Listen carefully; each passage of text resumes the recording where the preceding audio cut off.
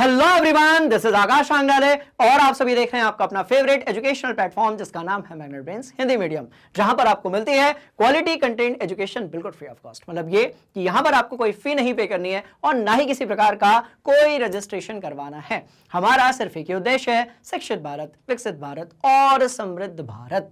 और स्टूडेंट्स, आज की क्लास बड़ी इंटरेस्टिंग होने वाली है क्योंकि सीधे सीधे व्हाइट बोर्ड से मैं इस चैप्टर के सारे कॉन्सेप्ट्स को आपके दिमाग के अंदर करने वाला हूं फिट, और इससे आपको एग्जाम में मिलने वाली है बहुत सारी हेल्प।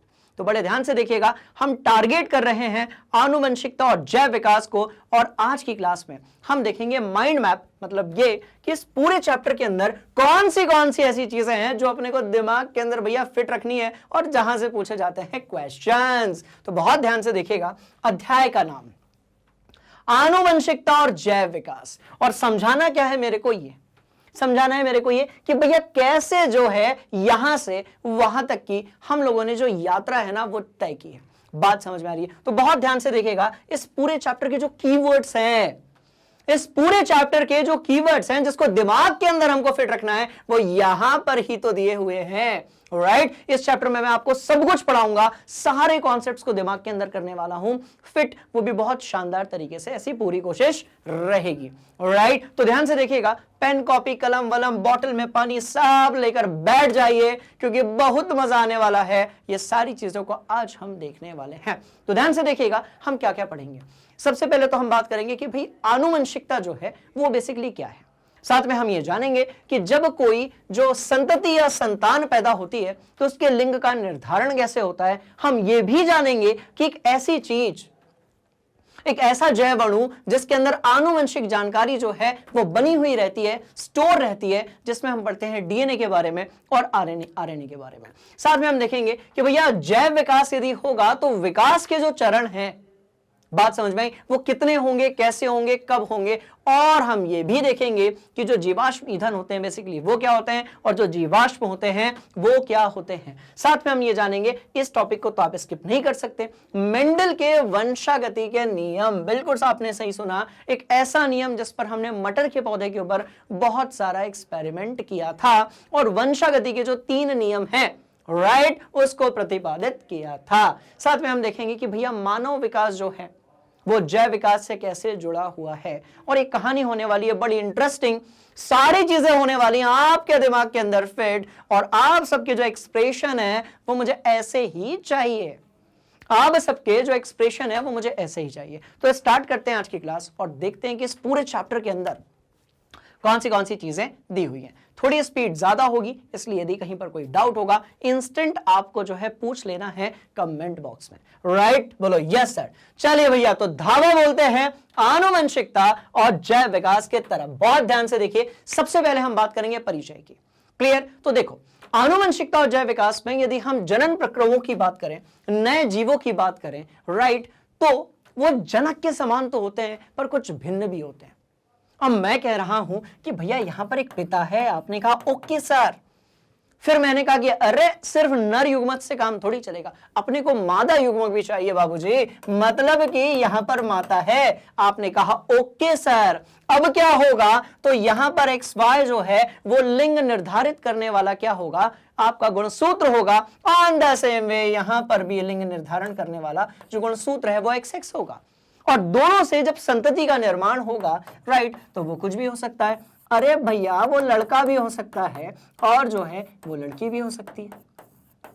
क्लियर है कहानी? बोलो यस सर। अब यदि ऐसा होगा तो 2 चीजें होंगी, कुछ होंगी समानताएं, मतलब ये कि शारीरिक बनावट हो सकती है, नैन नक्श हो सकते हैं, आंख नाक जो है वो मैच कर सकती है पेरेंट्स के साथ में, आवाज मैच कर सकती है, और बहुत सारी विभिन्नताएं भी होंगी। मतलब हो सकता है कि कद काठी जो है वो सेम ना हो। बात समझ में आई? तो फेस कट हो सकता है कि सेम हो, पर आवाज जो है हो सकता है कि डिफरेंट हो। तो कहानी बड़ी इंटरेस्टिंग है कि जब जो है एक नई संतति पैदा होती है तो उसमें बहुत सारी जो है समानताएं होती हैं और साथ में जो है विभिन्नताएं भी होती हैं, और यही जो है जैव विकास का आधार है। इसलिए जो है हम पहले पढ़ते हैं बाबूजी आनुवंशिकता के बारे में, और उसके बाद फिर हम बात करते हैं किसके बारे में, जैव विकास के बारे में। तो पहले हम बात करेंगे आनुवंशिकता के बारे में, उसके बाद हम बात करेंगे जैव विकास के बारे में। बहुत ध्यान से देखिएगा, ठीक है? अब देखो, पिछला वाला जो अध्याय था उसमें हमने जनन के बारे में देखा था और हमने ये जाना था कि भैया जो जनन है वो मुख्यतः दो रूप में होता है, लैंगिक जनन और अलैंगिक जनन। लैंगिक जनन के लिए अपने को दो युग्मक की जरूरत पड़ती है, नर और मादा।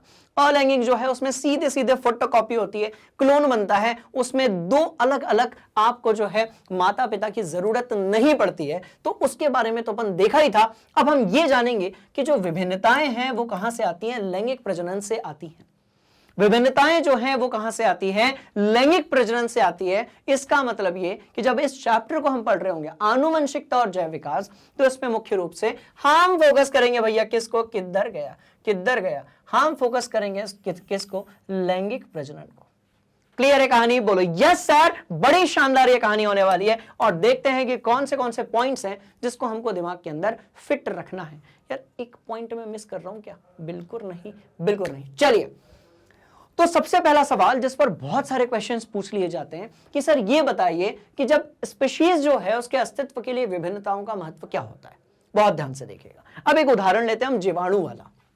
ये बहुत हॉट एग्जांपल है, ठीक है, और ये कई बार क्वेश्चंस में पूछ लिया जाता है।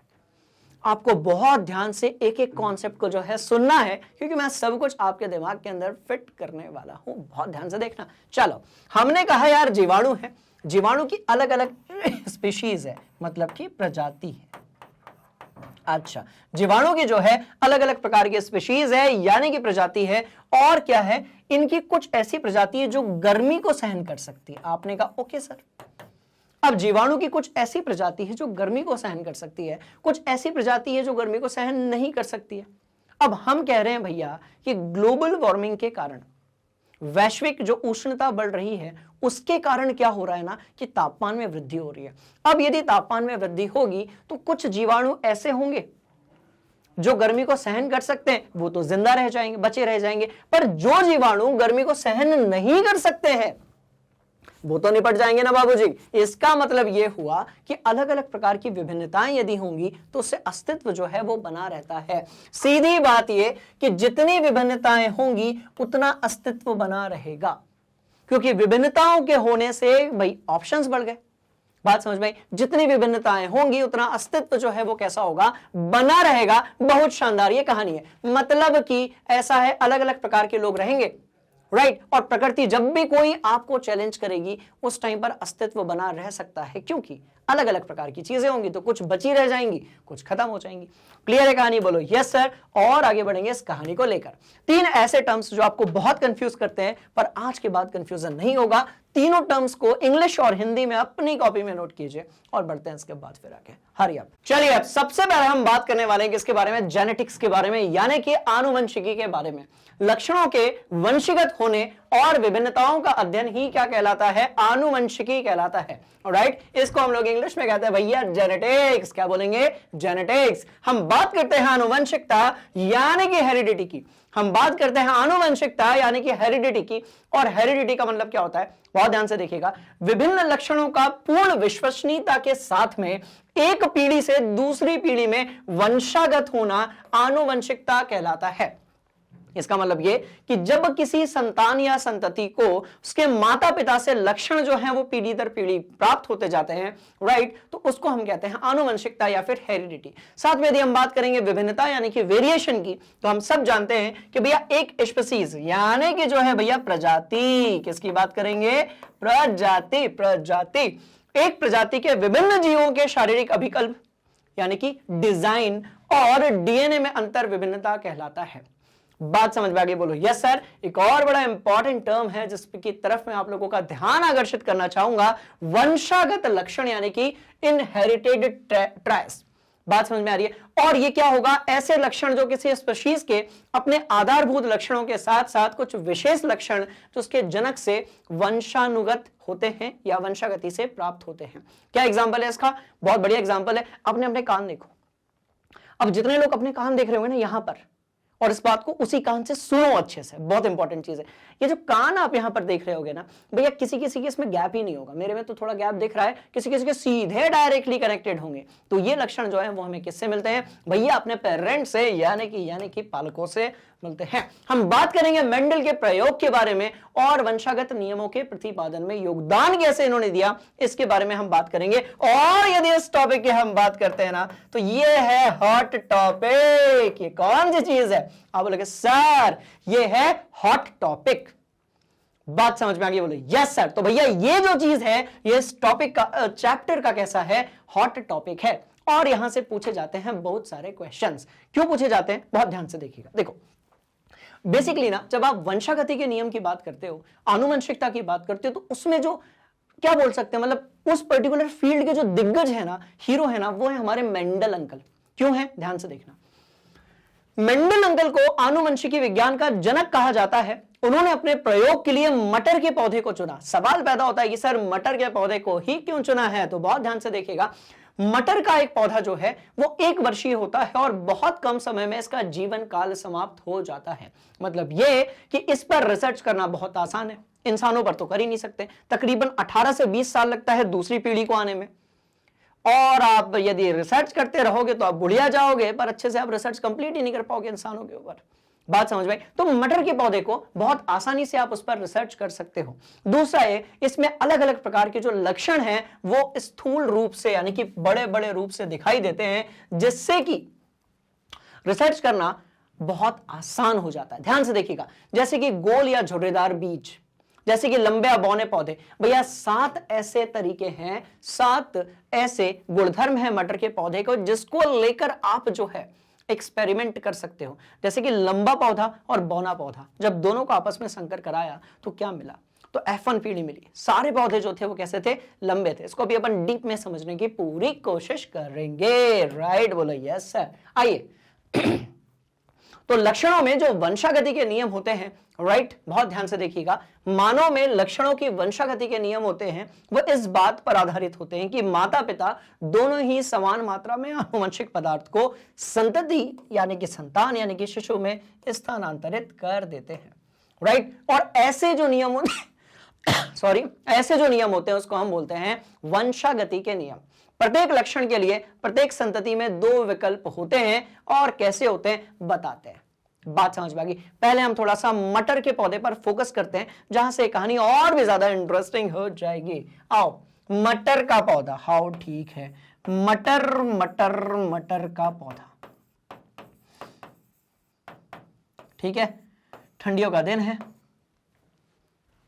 मटर पनीर, आलू मटर के अलावा और भी बहुत सारी चीजें होती हैं जो मटर के बारे में बात की जा सकती है, जैसे कि एक्सपेरिमेंट्स। राइट, क्या क्या है? देखो, मटर के पौधे में 7 गुणधर्म थे। कौन से थे? 7 गुणधर्म। कैसे? यदि हम बात करते हैं दाने की यदि हम बात करते हैं दाने की, तो दाना जो है कैसा हो सकता है? तो भाई गोल हो सकता है, और कैसा हो सकता है? झुर्रीदार हो सकता है। यदि हम बात करते हैं दाने की, तो ये गोल हो सकता है, और कैसा हो सकता है? झुर्रीदार हो सकता है।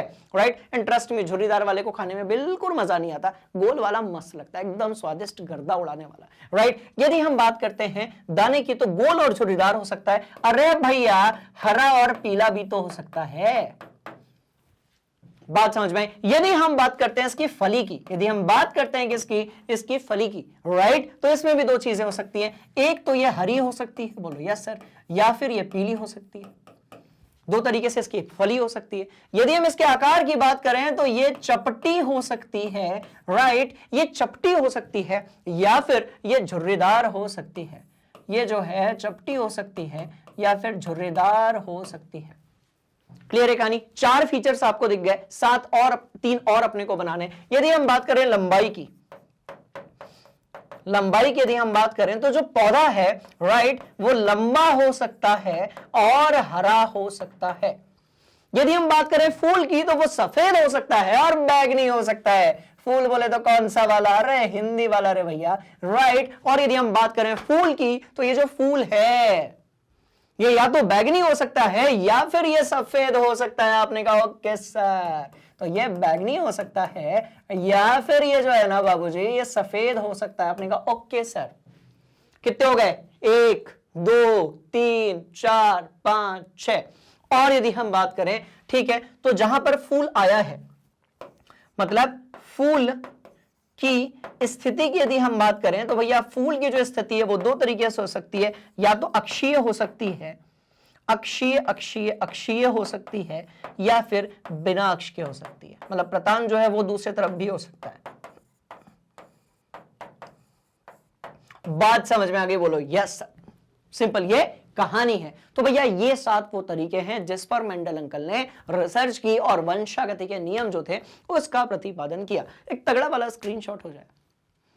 उसके बाद तीनों वंशागति के जो नियम है ना, वो इसके एग्जाम्पल से, मटर के एग्जाम्पल से सीधे डायरेक्ट आपके दिमाग के अंदर फिट किए जाएंगे। राइट बोलो यस सर, नोट करो। चलो इस बार एग्जाम में जो है बताते हैं अपन बढ़िया वाला रिजल्ट लाकर।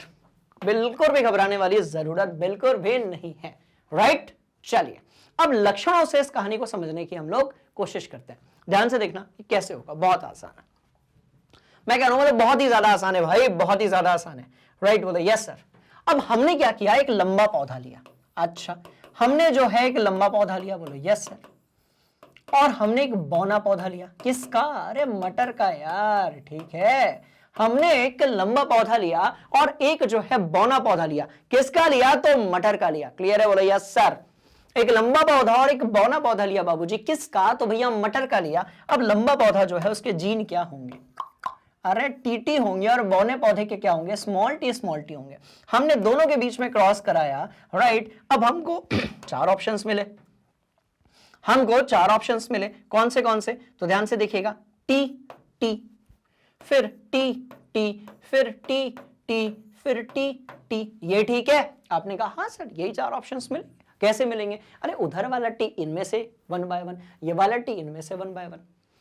ठीक है, अब लंबे पौधे और बौने पौधे का जब संकरण करवाया गया तो हमको ये 4 चीज मिली। आपने कहा ओके सर।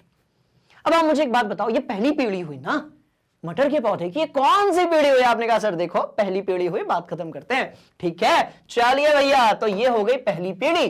तो ये हो गई पहली पीढ़ी। पहली पीढ़ी, इस पीढ़ी को हमने कहा F1। इसको हमने क्या कहा? F1। क्या कहा? F1, पहली संतति है ये। ठीक है, अब आप बोलोगे सर ये जो पहली पीढ़ी है, राइट, ये कैसे होंगे सारे पौधे? क्या लंबे होंगे, क्या बौने होंगे, या फिर जो है बीच की होंगे? मतलब ये कि ना तो ज्यादा लंबे ना तो ज्यादा बौने। राइट, अब पर देखा ही गया कि ये सभी पौधे जो थे वो कैसे निकले? लंबे। सभी पौधे कैसे निकले? लंबे। इसका मतलब यहां से एक बात निकल कर आई कि इसके अंदर दोनों गुणधर्म है। दोनों प्रकार के इसके अंदर क्या है? ध्यान से यदि आप देखेंगे तो भैया गुणसूत्र हैं दोनों प्रकार के इसके अंदर। लंबा भी है, बौना भी है। पर अब यार जब मैं कह रहा हूं कि भाई जब एक लंबा भी है बौना भी है, राइट, तो दोनों फिर जो है वो लंबे क्यों आ रहे हैं? दोनों जो है वो लंबे क्यों आ रहे हैं? दोनों नहीं, चारों जो है वो लंबे क्यों आ रहे हैं? तो ध्यान से देखिएगा, यहां पर एक लक्षण ऐसा है जो उजागर हुआ। यहां पर एक लक्षण ऐसा है जो उजागर हुआ। आपने कहा ओके सर। यहां पर एक लक्षण ऐसा है जो उजागर हुआ, वो जो लक्षण है उसको आपने कहा लंबापन। बहुत बढ़िया, दोनों लक्षण थे। देखो अंदर दोनों है, लंबा पौधा भी है, लंबापन और बौनापन भी है। बात समझ में आई? पर एक लक्षण जो है वो उजागर हुआ, आपने उसको क्या कहा?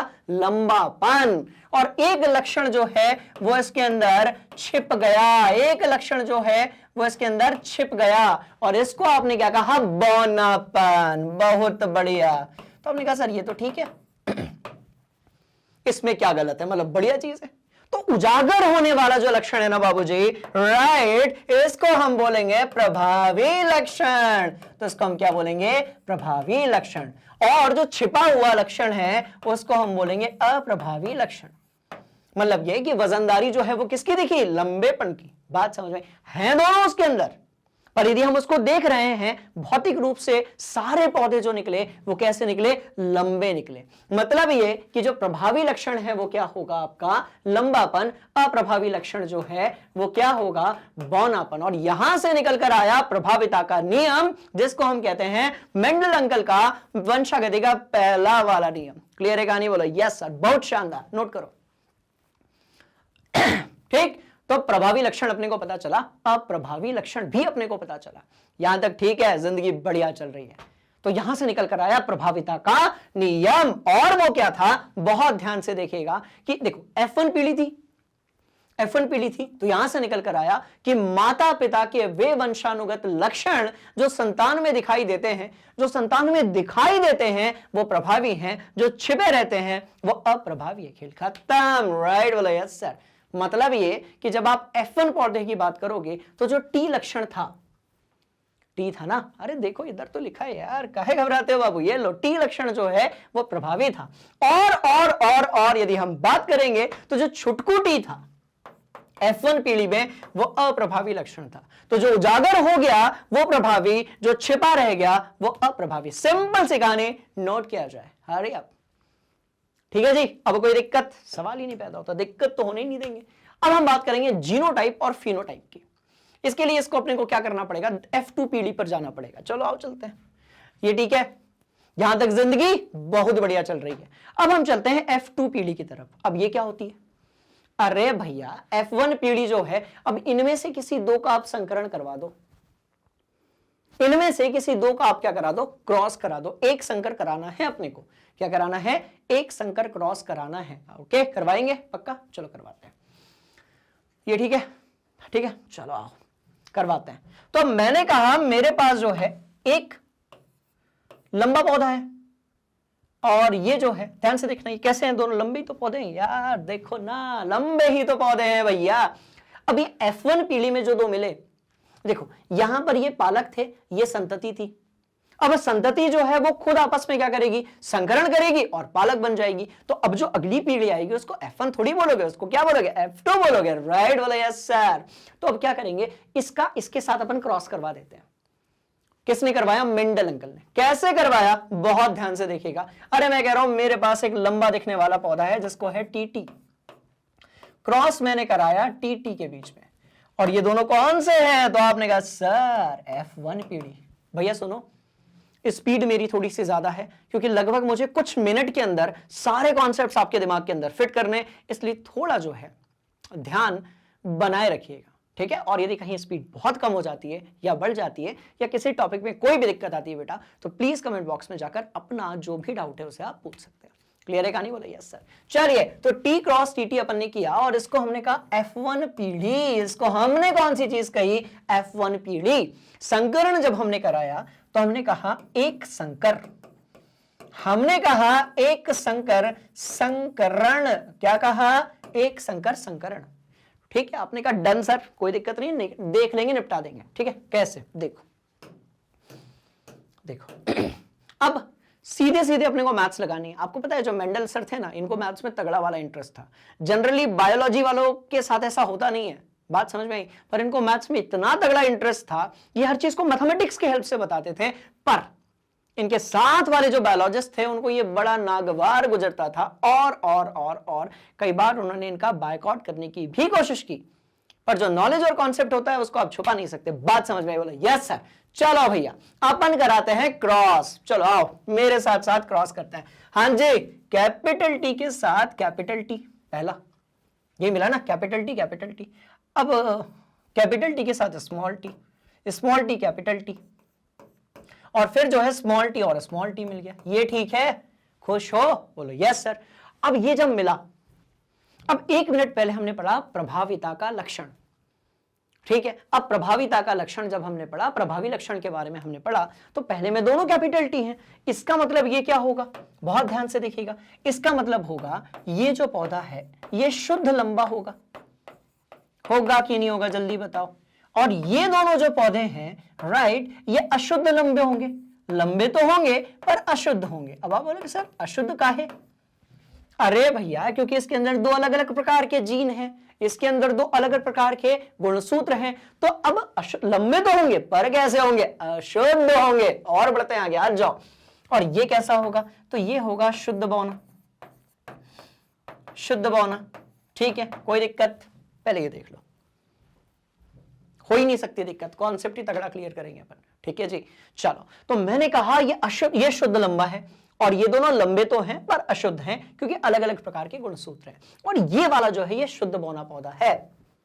अब ठीक, बोले यस सर।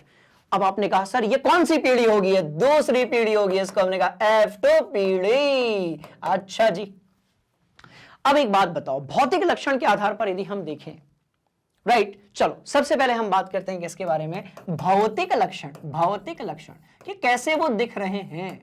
तो सबसे पहले हमने बात की भौतिक लक्षण के बारे में, सबसे पहले हमने बात की भौतिक लक्षण के बारे में। तो हमने ये देखा कि 3 लंबे हैं, ओके, 3 पौधे जो हैं वो लंबे थे और उसके अनुपात में भैया एक पौधा जो था वो बौना था।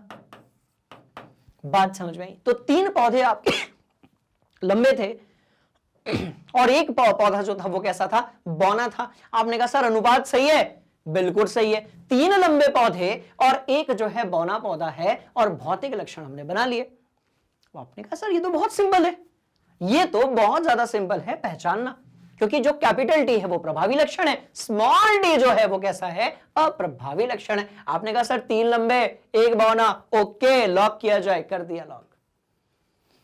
अब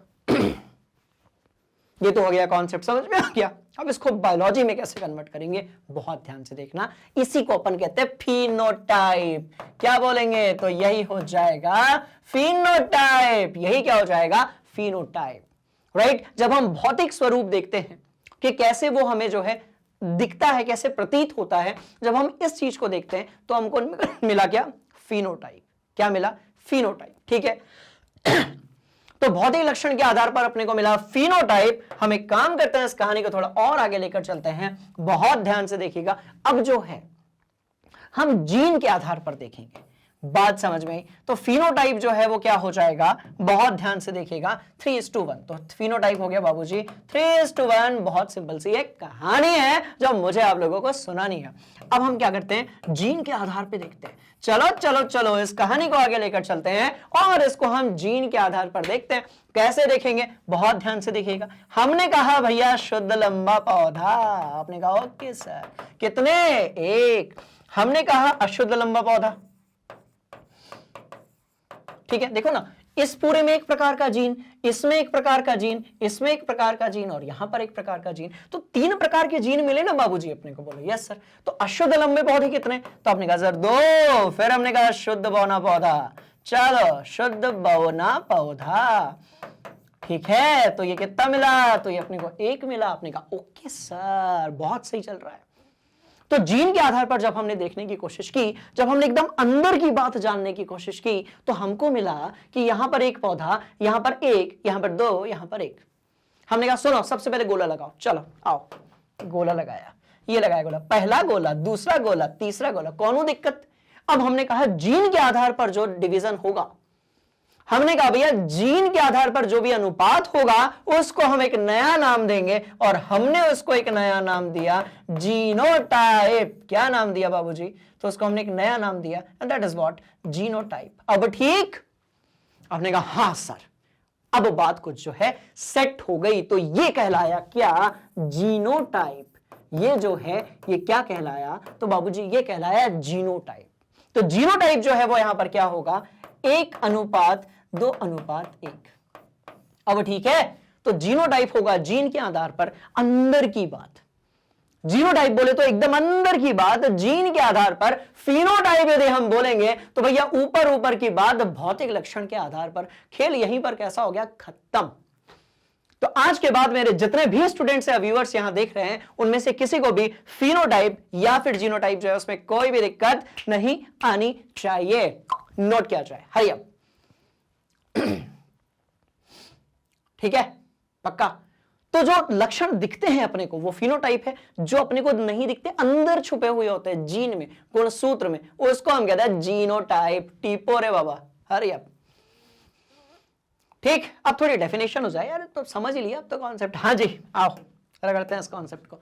जीनोटाइप एक जीन का समूह है जो किसी एक विशिष्ट लक्षण के लिए उत्तरदायी होता है, और यह आनुवंशिक सूचना होती है। सूचना नहीं कंप्यूटर जी, सूचना यह आनुवंशिक सूचना होती है जो कोशिकाओं में होती है, और यह वृष्टि में हमें प्रत्यक्ष, ये प्रकृति में प्रत्यक्ष रूप से दिखाई देती है।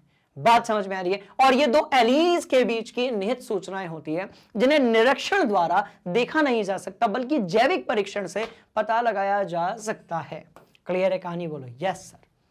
कुछ और पॉइंट्स हैं उनको दिमाग के अंदर सीधे फिट करते हैं और इस कहानी को और इंटरेस्टिंग बनाते हैं। बहुत ध्यान से देखिएगा। हम बात करेंगे जीनोटाइप के उदाहरण के बारे में, कौन से, और सुनो ये जो मैं अभी डिस्कस कर रहा हूं ना, इससे बहुत कुछ पूछ लिया जाता है, राइट? तो हम बात करेंगे जीनोटाइप के उदाहरण के बारे में। कौन से उदाहरण है? बड़े इंटरेस्टिंग ये कहानी है। आंखों का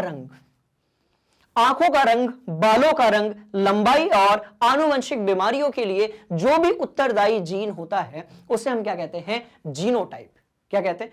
यार मैंने कुछ गड़बड़ कर दिया लगता है। हाँ, जीनोटाइप बोले तो जो एकदम अंदर की तरफ छुपे हुए होते हैं और हमें दिखाई नहीं देते हैं। फिनोटाइप बोले तो जो हमें ऊपर ऊपर से दिखाई देते हैं। यदि 2 मिनट पहले कुछ गड़बड़ रहा होगा उसको आप एडिट कर लीजिएगा, ठीक है? चलिए हम बात करेंगे किसके बारे में? जीनोटाइप के बारे में। तो ये सारे जो लक्षण है वो कौन से होंगे? जीनोटाइप लक्षण होंगे।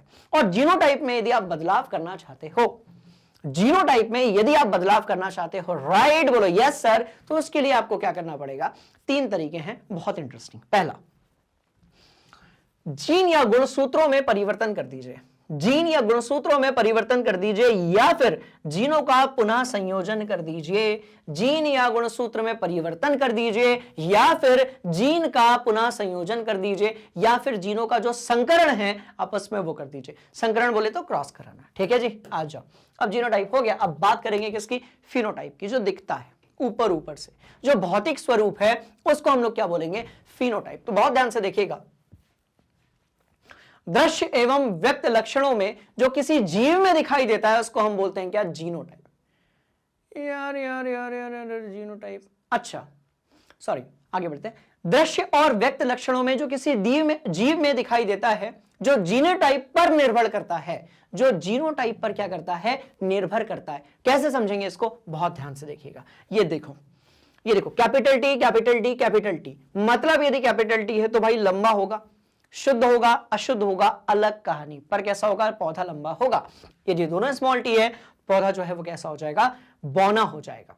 बात समझ में आई? और ये जो फिनोटाइप होता है ये पर्यावरणीय कारकों द्वारा प्रभावित हो सकता है। यह जीन के सूचनाओं का व्यक्त रूप होता है। इसका पता मात्र साधारण अवलोकन द्वारा लगाया जा सकता है, जैसे कि आंखों का रंग, बालों का रंग, ऊंचाई, आवाज, कुछ बीमारियां और कुछ निश्चित व्यवहार आदि से आप जो है फिनोटाइप का पता लगा सकते हो। क्लियर है कहानी? बोलो यस सर।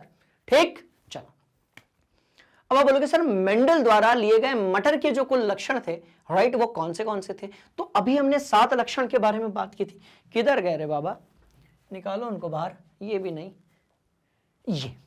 ये 7 लक्षण थे। किसके बारे में? जब मेंडल सर ने किसके बारे में बात की? भैया मटर के पौधे के बारे में बात की। 7 ऐसे लक्षणों थे जिसको उन्होंने दिमाग के अंदर फिट किया था। कौन से 7 लक्षण थे? बहुत ध्यान से देखिएगा। बीजों का जो आकार है वो या तो गोल होगा या तो जो है खुर खुर खुरदुरा होगा। बीजों का रंग जो है वो या तो भैया पीला होगा या फिर जो है हरा होगा, ठीक है जी।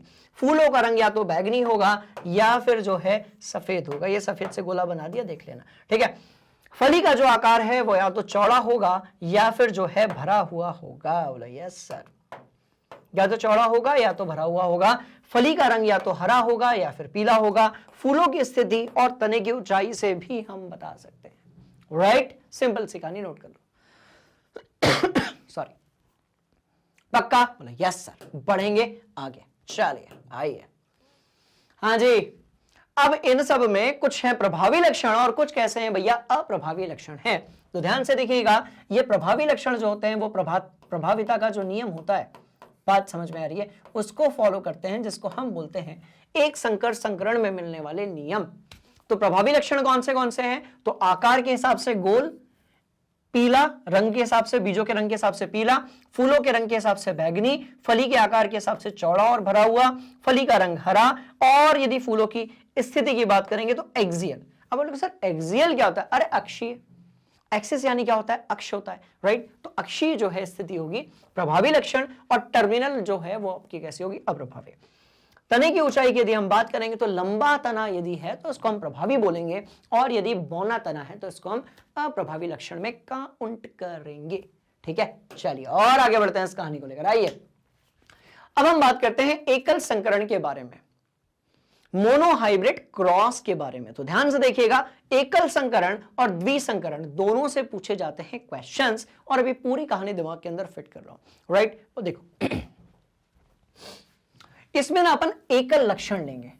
एकल लक्षण बोले तो ये इनमें से कोई एक, या तो बौना पौधा होगा। अच्छा सुनो ना, इसको भी अपन दिमाग में सेट कर लेते हैं। एकल लक्षण क्या होता है और द्विलक्षण क्या होते हैं। सुनो, एकल लक्षण, ठीक है, और भैया यहां पर द्विलक्षण, ठीक है। अब एकल लक्षण की यदि हम बात करेंगे तो हमने कहा कि सुनो ना, हमने जो है लंबा पौधा लिया, ठीक है, इसको क्रॉस कराया बौने के साथ में। मतलब हमने जो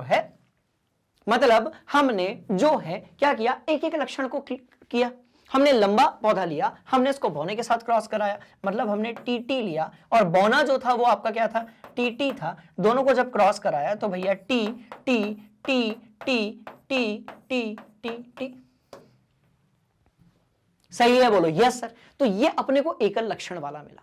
इसको अपन एकल लक्षण में जब आप देखेंगे तो सिर्फ लंबा था और बौना था, तो इसको हम बोलते हैं एक संकर। क्या बोलते हैं, इसको हम बोलते हैं एक संकर। क्लियर है कहानी, बोलो यस सर। यदि आपको द्विलक्षण के बारे में पता है तो एक बार अपने से ट्राई करो, फिर बढ़ते आगे, बहुत मजा आएगा। चलो नोट करो। चलिए, तो अब जब द्विलक्षण की हम बात करेंगे तो उसमें आपने क्या किया होगा, बहुत ध्यान से देखिएगा। ये तो एक संकर हो गया, आपने कहा ओके सर। अब एक काम करते हैं, लंबा पौधा लेते हैं। चलो, अब हमने लंबा पौधा लिया और हमने कहा कि लंबा पौधा और हरा बीज, ओके, ठीक है, इसको क्रॉस कराते हैं किसके साथ में, बौना पौधा, राइट, और इसका जो है पीले बीज के साथ करवा देते हैं। बात समझ में आई। तो इसको हम क्या बोलते हैं, बहुत ध्यान से देखिएगा, इसको हम बोलते हैं, देखो ये एक संकर हो गया और ये हो जाएगा आपका द्विसंकर। ये क्या हो जाएगा, द्विसंकर हो जाएगा। तो एक तरफ आपको मिला एक संकर, एक तरफ आपको मिला भैया द्विसंकर। एक तरफ मिला एक संकर, एक तरफ आपको क्या मिला, द्विसंकर मिल गया। अब वो बहुत सिंपल है, वहां पर जीनोटाइप और फिनोटाइप बता पाना बड़ा आसान होता है, राइट। यदि हम यहां पर बात करते हैं किसके बारे में, राइट, हम बात करते हैं फिनोटाइप के बारे में। चलो ध्यान से देखो, अभी देखा ना बेटा, फिनोटाइप की यदि हम बात करेंगे F2 पीढ़ी के लिए, F2 पीढ़ी के लिए फिनोटाइप की यदि हम बात करेंगे, राइट, तो अपने को 3 और 1 के अनुपात में मिला, बोलो यस सर। यदि हम यहीं पर जीनोटाइप की बात करेंगे, जीनोटाइप की बात करेंगे, थोड़ा हैंडराइटिंग को आपको इग्नोर मारना है, ठीक है, क्योंकि सारे कॉन्सेप्ट दिमाग के अंदर फिट करने और जल्दी करने, एग्जाम आ गई, टाइम बहुत कम है। सुनो, तो मैं कह रहा हूं फिनोटाइप मिला 3:1। अब मैं बात कर रहा हूं जीनोटाइप की। ये बेटा कैसा मिला, 1:2 मिला, देन 2:2 मिला, देन 1:2 मिला। बात समझ में आ गई। ये बात किसकी थी, फिनोटाइप की थी। ये बात किसकी थी, बहुत ध्यान से देखिएगा, ये बात थी फिनोटाइप की। हम यदि वहां पर बात करेंगे, क्लियर, तो इसमें अपने को सिर्फ जो है वो क्या याद रखना है, F2 पीढ़ी के लिए, राइट, इसमें अपने को सिर्फ याद रखना है फिनोटाइप। और फिनोटाइप जो है, राइट, इसमें हमको सिर्फ क्या याद रखना है, फिनोटाइप। क्लियर। और फिनोटाइप यदि आप रखोगे तो आपको सिर्फ ये याद रखना है कि भैया 9:3:3:1 ये फिनोटाइप होगा द्विसंकर के लिए। तो एक संकर तो अपन ने पूरा पढ़ लिया, कहां पढ़ा, ये लो, पहले इसका एक स्क्रीनशॉट ले लो। चलो, एक संकर तो अपन ने पहला पढ़ लिया, F1 था, और ये देखो बेटा F2 था। यहां पर अपन ने ये सारी कहानी पढ़ ली। सुनो हमारी क्लास के बहुत सारे ऐसे रॉक स्टार्स हैं, राइट, जो पहला स्टार्टिंग का देखा 2 सेकंड का, बात समझ में आई, उसके बाद फिर सीधे 10वें मिनट पे आ गए, फिर सीधे 30वें मिनट पे, फिर सीधे 50वें मिनट पे। अरे भैया स्किप कर करके नहीं देखना है अपने को काहे नहीं देखना है, क्योंकि फिर उसमें समय बर्बाद होगा आपका। स्टार्टिंग से पूरा लेक्चर जो है वो देखिए, सारे कॉन्सेप्ट्स ऑटोमेटिकली क्या होते जाएंगे दिमाग में सेट, और साथ साथ में आप स्क्रीनशॉट लेते रहा करें, जिससे आपकी जो नोट्स है ना वो बढ़िया तरीके से बनते जाएंगे। ठीक है, बोले यस सर। आओ, तो ये सब देखा अपन ने, बोले यस सर। तो यही तो है, एक यदि आप लक्षण को, एक लक्षण को लेकर आप यदि क्रॉस कराओगे तो उसको हम एकल संकरण बोलेंगे, एक लक्षण संकरण बोलेंगे। 2 लक्षण को लेकर करोगे तो भैया वो हो जाएगा द्विसंकरण। ये बहुत आसान होता है, वो थोड़ा सा जो है देखने में कॉम्प्लेक्स होता है। इसके बारे में लिखना क्या है वो देख लेते हैं, आ जाओ। इस प्रयोग में मेंडल अंकल ने मटर के सिर्फ 2 एकल लक्षण वाले पौधों को लिया, जिसमें से एक लंबा और दूसरा वाला बौना पौधा था। अभी देखा अपन ने प्रथम पीढ़ी में सभी पौधे जो थे वो पैतृक पौधे के समान लंबे थे, राइट, मतलब ये प्रभावी लक्षण था। उन्होंने आगे अपने प्रयोग में दोनों प्रकार की पैतृक पीढ़ी के पौधों को और F1 पीढ़ी के पौधों को स्वपरागण द्वारा उगाया, मतलब F2 की बात की उन्होंने। F2 में जो है बात समझ में आई, सभी पौधे लंबे नहीं थे, सिर्फ 3 अनुपात में थे और 1/4 जो थे वो कैसे थे, तो भैया बौने पौधे थे। यहां से हमने जीनोटाइप भी देख लिया, हमने जो है फिनोटाइप भी देख लिया। क्लियर है कहानी? बोलो यस सर, नोट पक्का। आओ और आगे बढ़ेंगे। यही है, बोलो यही है, बोलो यस सर यही है। और ये पूरी कॉन्सेप्ट अपन दिमाग के अंदर सेट कर चुके हैं। भैया जी लंबा पौधा बौना पौधा सारे अपने को कैसे मिले, ध्यान से देखना। युग्मक थे, ये 4 ऑप्शंस अपने को मिले। सभी कैसे मिले? लंबे पौधे मिले। फिर हमने इनका आपस में करवाया, देखो आपस में करवाया, राइट। तो देखो लंबा पौधा मिला, लंबा मिला, लंबा मिला, बौना मिला। अनुपात क्या होगा? तो भैया 3:1 होगा फिनोटाइप का। और यदि हम देखेंगे तो ये कैसा मिला बाबू? शुद्ध मिला। बोलो यस सर। ये दोनों कैसे मिले? तो भैया अशुद्ध मिले। बोलो यस सर। और ये जो है ये कैसा मिला? तो आपने कहा सर ये भी तो शुद्ध मिला। खत्म बात। तो जीनोटाइप भी बता सकते हैं, ठीक है जी। तो अब ऐसे डायग्राम से आपको कौन घबराने की जरूरत नहीं है, ठीक है। चलो आ जाओ, बढ़िया वाला स्क्रीनशॉट लिया जाएगा और इस कहानी को आगे लेकर जाया जाएगा। तो मेंडल सर के प्रयोग का जो निष्कर्ष हमने निकाला वो क्या था, बहुत ध्यान से देखिएगा। 2 लक्षणों में से केवल एक पैतृक जनकीय लक्षण ही दिखाई देता है, जिसको हम लोग प्रभावी लक्षण कहते हैं। उन दोनों का मिश्रित प्रभाव दिखाई नहीं देता है, ये पहली बात। और उसके नीचे के सारे पॉइंट्स हम ऑलरेडी डिस्कस कर चुके हैं। स्क्रीनशॉट लीजिए, बढ़ते हैं आगे। हरिया पक्का? बोलो यस सर। पढ़ लिया है पूरा, स्क्रीनशॉट ले लो। चलो आओ, मेंडल के प्रयोग में लक्षणों का जो अनुपात था वो बिल्कुल सही था। फिनोटाइप जो है, बात समझ में आई, फिनोटाइप जो है वो 3:1 होगा, सीधे दिमाग के अंदर फिट करूंगा। जीनोटाइप जो है वो 1:2:1 होगा, सीधे दिमाग के अंदर फिट करूंगा। क्लियर है कहानी? बोलो यस सर। ऐसा तगड़ा रिवीजन करना है कि सबको इस दिमाग के अंदर कैसा होगा, फिट। और एटलीस्ट एग्जाम तक अपन कंफ्यूज बिल्कुल भी नहीं होंगे। नोट करो रे बाबा। हरी अप पक्का? बोलो यस सर। और बढ़ेंगे आगे इस कहानी को लेकर। हम बात करेंगे समयुग्मकी के बारे में। अब ये क्या होता है, कई बार पूछ लिया जाता है, बहुत ध्यान से देखिएगा, ठीक है। ये एक विशेष प्रकार के जीन होते हैं जो दोनों समजात गुणसूत्र में समान विकल्पी युग्मकों को वहन करते हैं। ध्यान से देखिएगा, तो ये सिर्फ जो है क्या है, एक प्रकार के जीन है जो दोनों एक समान एक जाति वाले गुणसूत्रों में विकल्पी युग्मक, जिसको हम एलीज कहते हैं, इनका क्या करते हैं भैया, वहन करते हैं। इनको हम कहते हैं समयुग्मकी।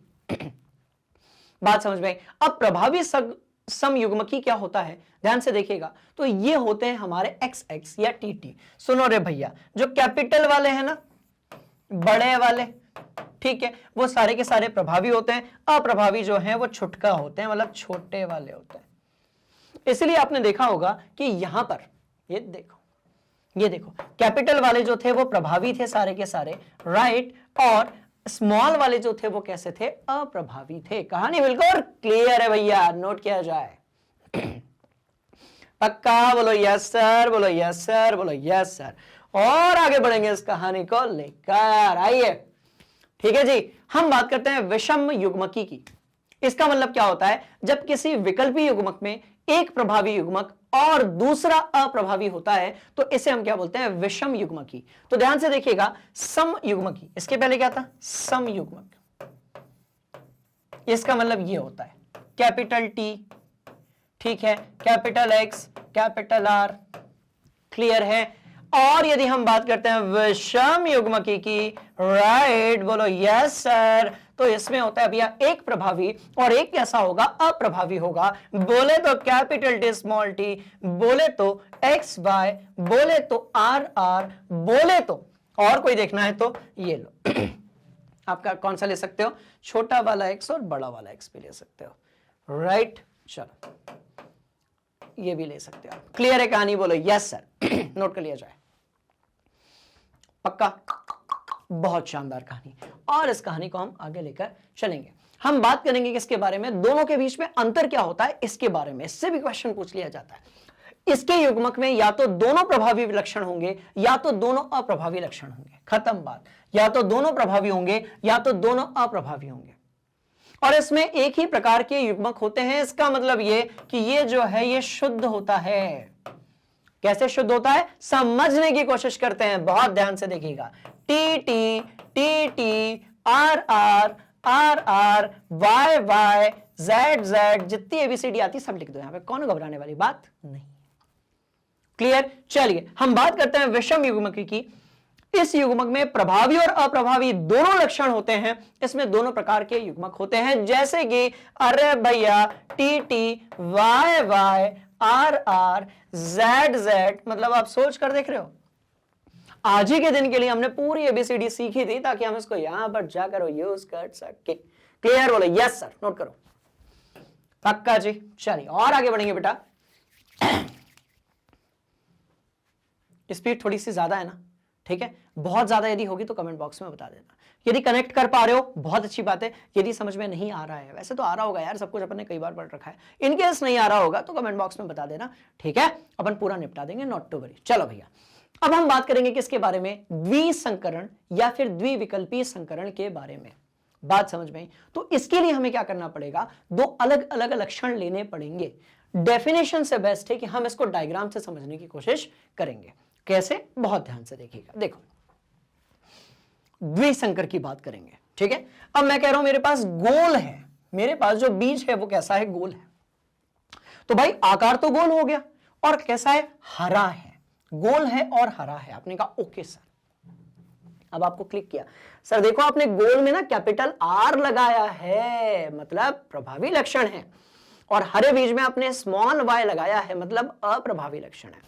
ऑन द सेम वे आपने कहा कि सर देखो अब दूसरा वाला झुर्रीदार बीज है, और कैसा है, अरे पीला बीज है। दूसरा वाला झुर्रीदार है और पीला है, तो भैया ये जो है वो कैसा हो जाएगा, अप्रभावी लक्षण, और ये जो है ये कैसा हो जाएगा, प्रभावी लक्षण। अब यदि इन दोनों को मैं क्रॉस कराऊंगा तो मेरे को आर वाई ही मिलेगा, मतलब गोल हरा बीज ऐसा मिलेगा। बोलो यस सर। मैं इन दोनों का करवाऊंगा तो मुझे झुर्रीदार पीला बीज मिलेगा। क्लियर है कहानी, साथ साथ में नोट करते जाओ और मजा आता जाएगा इस कहानी को सुनने में, राइट। तो मैंने क्या किया, आर आर को कहा गोल और हरे बीज। क्लियर है कहानी, मैंने कहा गोल और हरे बीज को आर वाई कहेंगे, और छोटा वाला और कैपिटल वाई जो होगा इसको हम बोलेंगे झुर्रीदार पीले। तो अब हमने क्या किया, ध्यान से देखना, द्विसंकरण की यही तो कहानी है कि इसमें हमने दो लक्षण लिए, गोल लिया, हरा लिया, यहां पर भी दो लक्षण लिए, झुर्रीदार लिया, पीला लिया। कोई सिंपल दिक्कत वाली बात नहीं, बहुत सिंपल है। दो लक्षण यदि हम लेंगे तो इसको हम बोलेंगे द्विसंकर। द्विसंकर, यही तो हमने बात की थी। अरे हमने यही तो बात की थी कि पौधा लंबा भी होगा, हरा भी होगा, पौधा बौना होगा, पीला होगा। बात समझ में, पीला मतलब बीज होगा। क्लियर है। दो लक्षणों को लेकर चलोगे तो द्विसंकर, एक लक्षणों को लेकर चलोगे तो बाबूजी एक संकर। आपने कहा ओके सर, बढ़ते हैं आगे। अब देखिए तो यहां पर जो है द्विसंकर अपन ने कराया, गोल हरे झुर्रीदार पीले। इसमें जो गोल है वो आपका प्रभावी है, और यहां पर जो पीला है वो भी प्रभावी है। तो भैया गोल कैसा है, तो आपने कहा सर प्रभावी है। गोल कैसा, तो आपने कहा प्रभावी है। पीला बीज कैसा, तो आपने कहा प्रभावी है। अब क्या करें, अब क्या करें, जब दोनों को हमने संकर करवाया तो अपने को ये मिला, आर आर मिला, वाई वाई मिला। F1 पीढ़ी की यदि हम बात करेंगे बेटा, राइट, तो अपने को आर आर मिला और वाई वाई मिला। पर ये बताओ कि जो कैपिटल आर और जो स्मॉल आर है इसमें कौन सा हम काउंट करेंगे, हम गोल ही तो काउंट करेंगे ना, वही हमारा प्रभावी है। कैपिटल वाई स्मॉल वाई में हम पीला काउंट करेंगे, क्योंकि वही हमारा क्या है, प्रभावी है। दोनों प्रभावियों को जब मिलाया तब अपने को यह पता चला कि भले इसके अंदर जीन जो है हरे बीज के भी होंगे, भले ही इसके अंदर गुणसूत्र हरे बीज के होंगे, भले ही इसके अंदर गुणसूत्र पीले बीज के भी होंगे, पर पीला बीज सिर्फ छुपा हुआ जीन है। बात समझ में आई।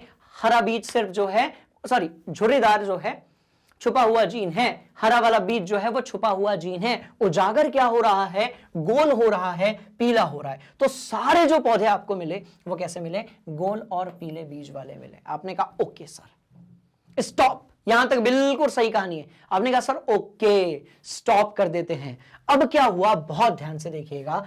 अब हमने देखो कौन सी पीढ़ी मिली अपने को, F1 पीढ़ी मिली। अब हम बात करेंगे किसके बारे में, F2 पीढ़ी के बारे में। बहुत ध्यान से देखिएगा। अब मैंने RR को क्रॉस करवाया, ठीक है, RR था, बोलो यस सर। इसी को भैया मैंने क्रॉस करवाया RR और YY के साथ में।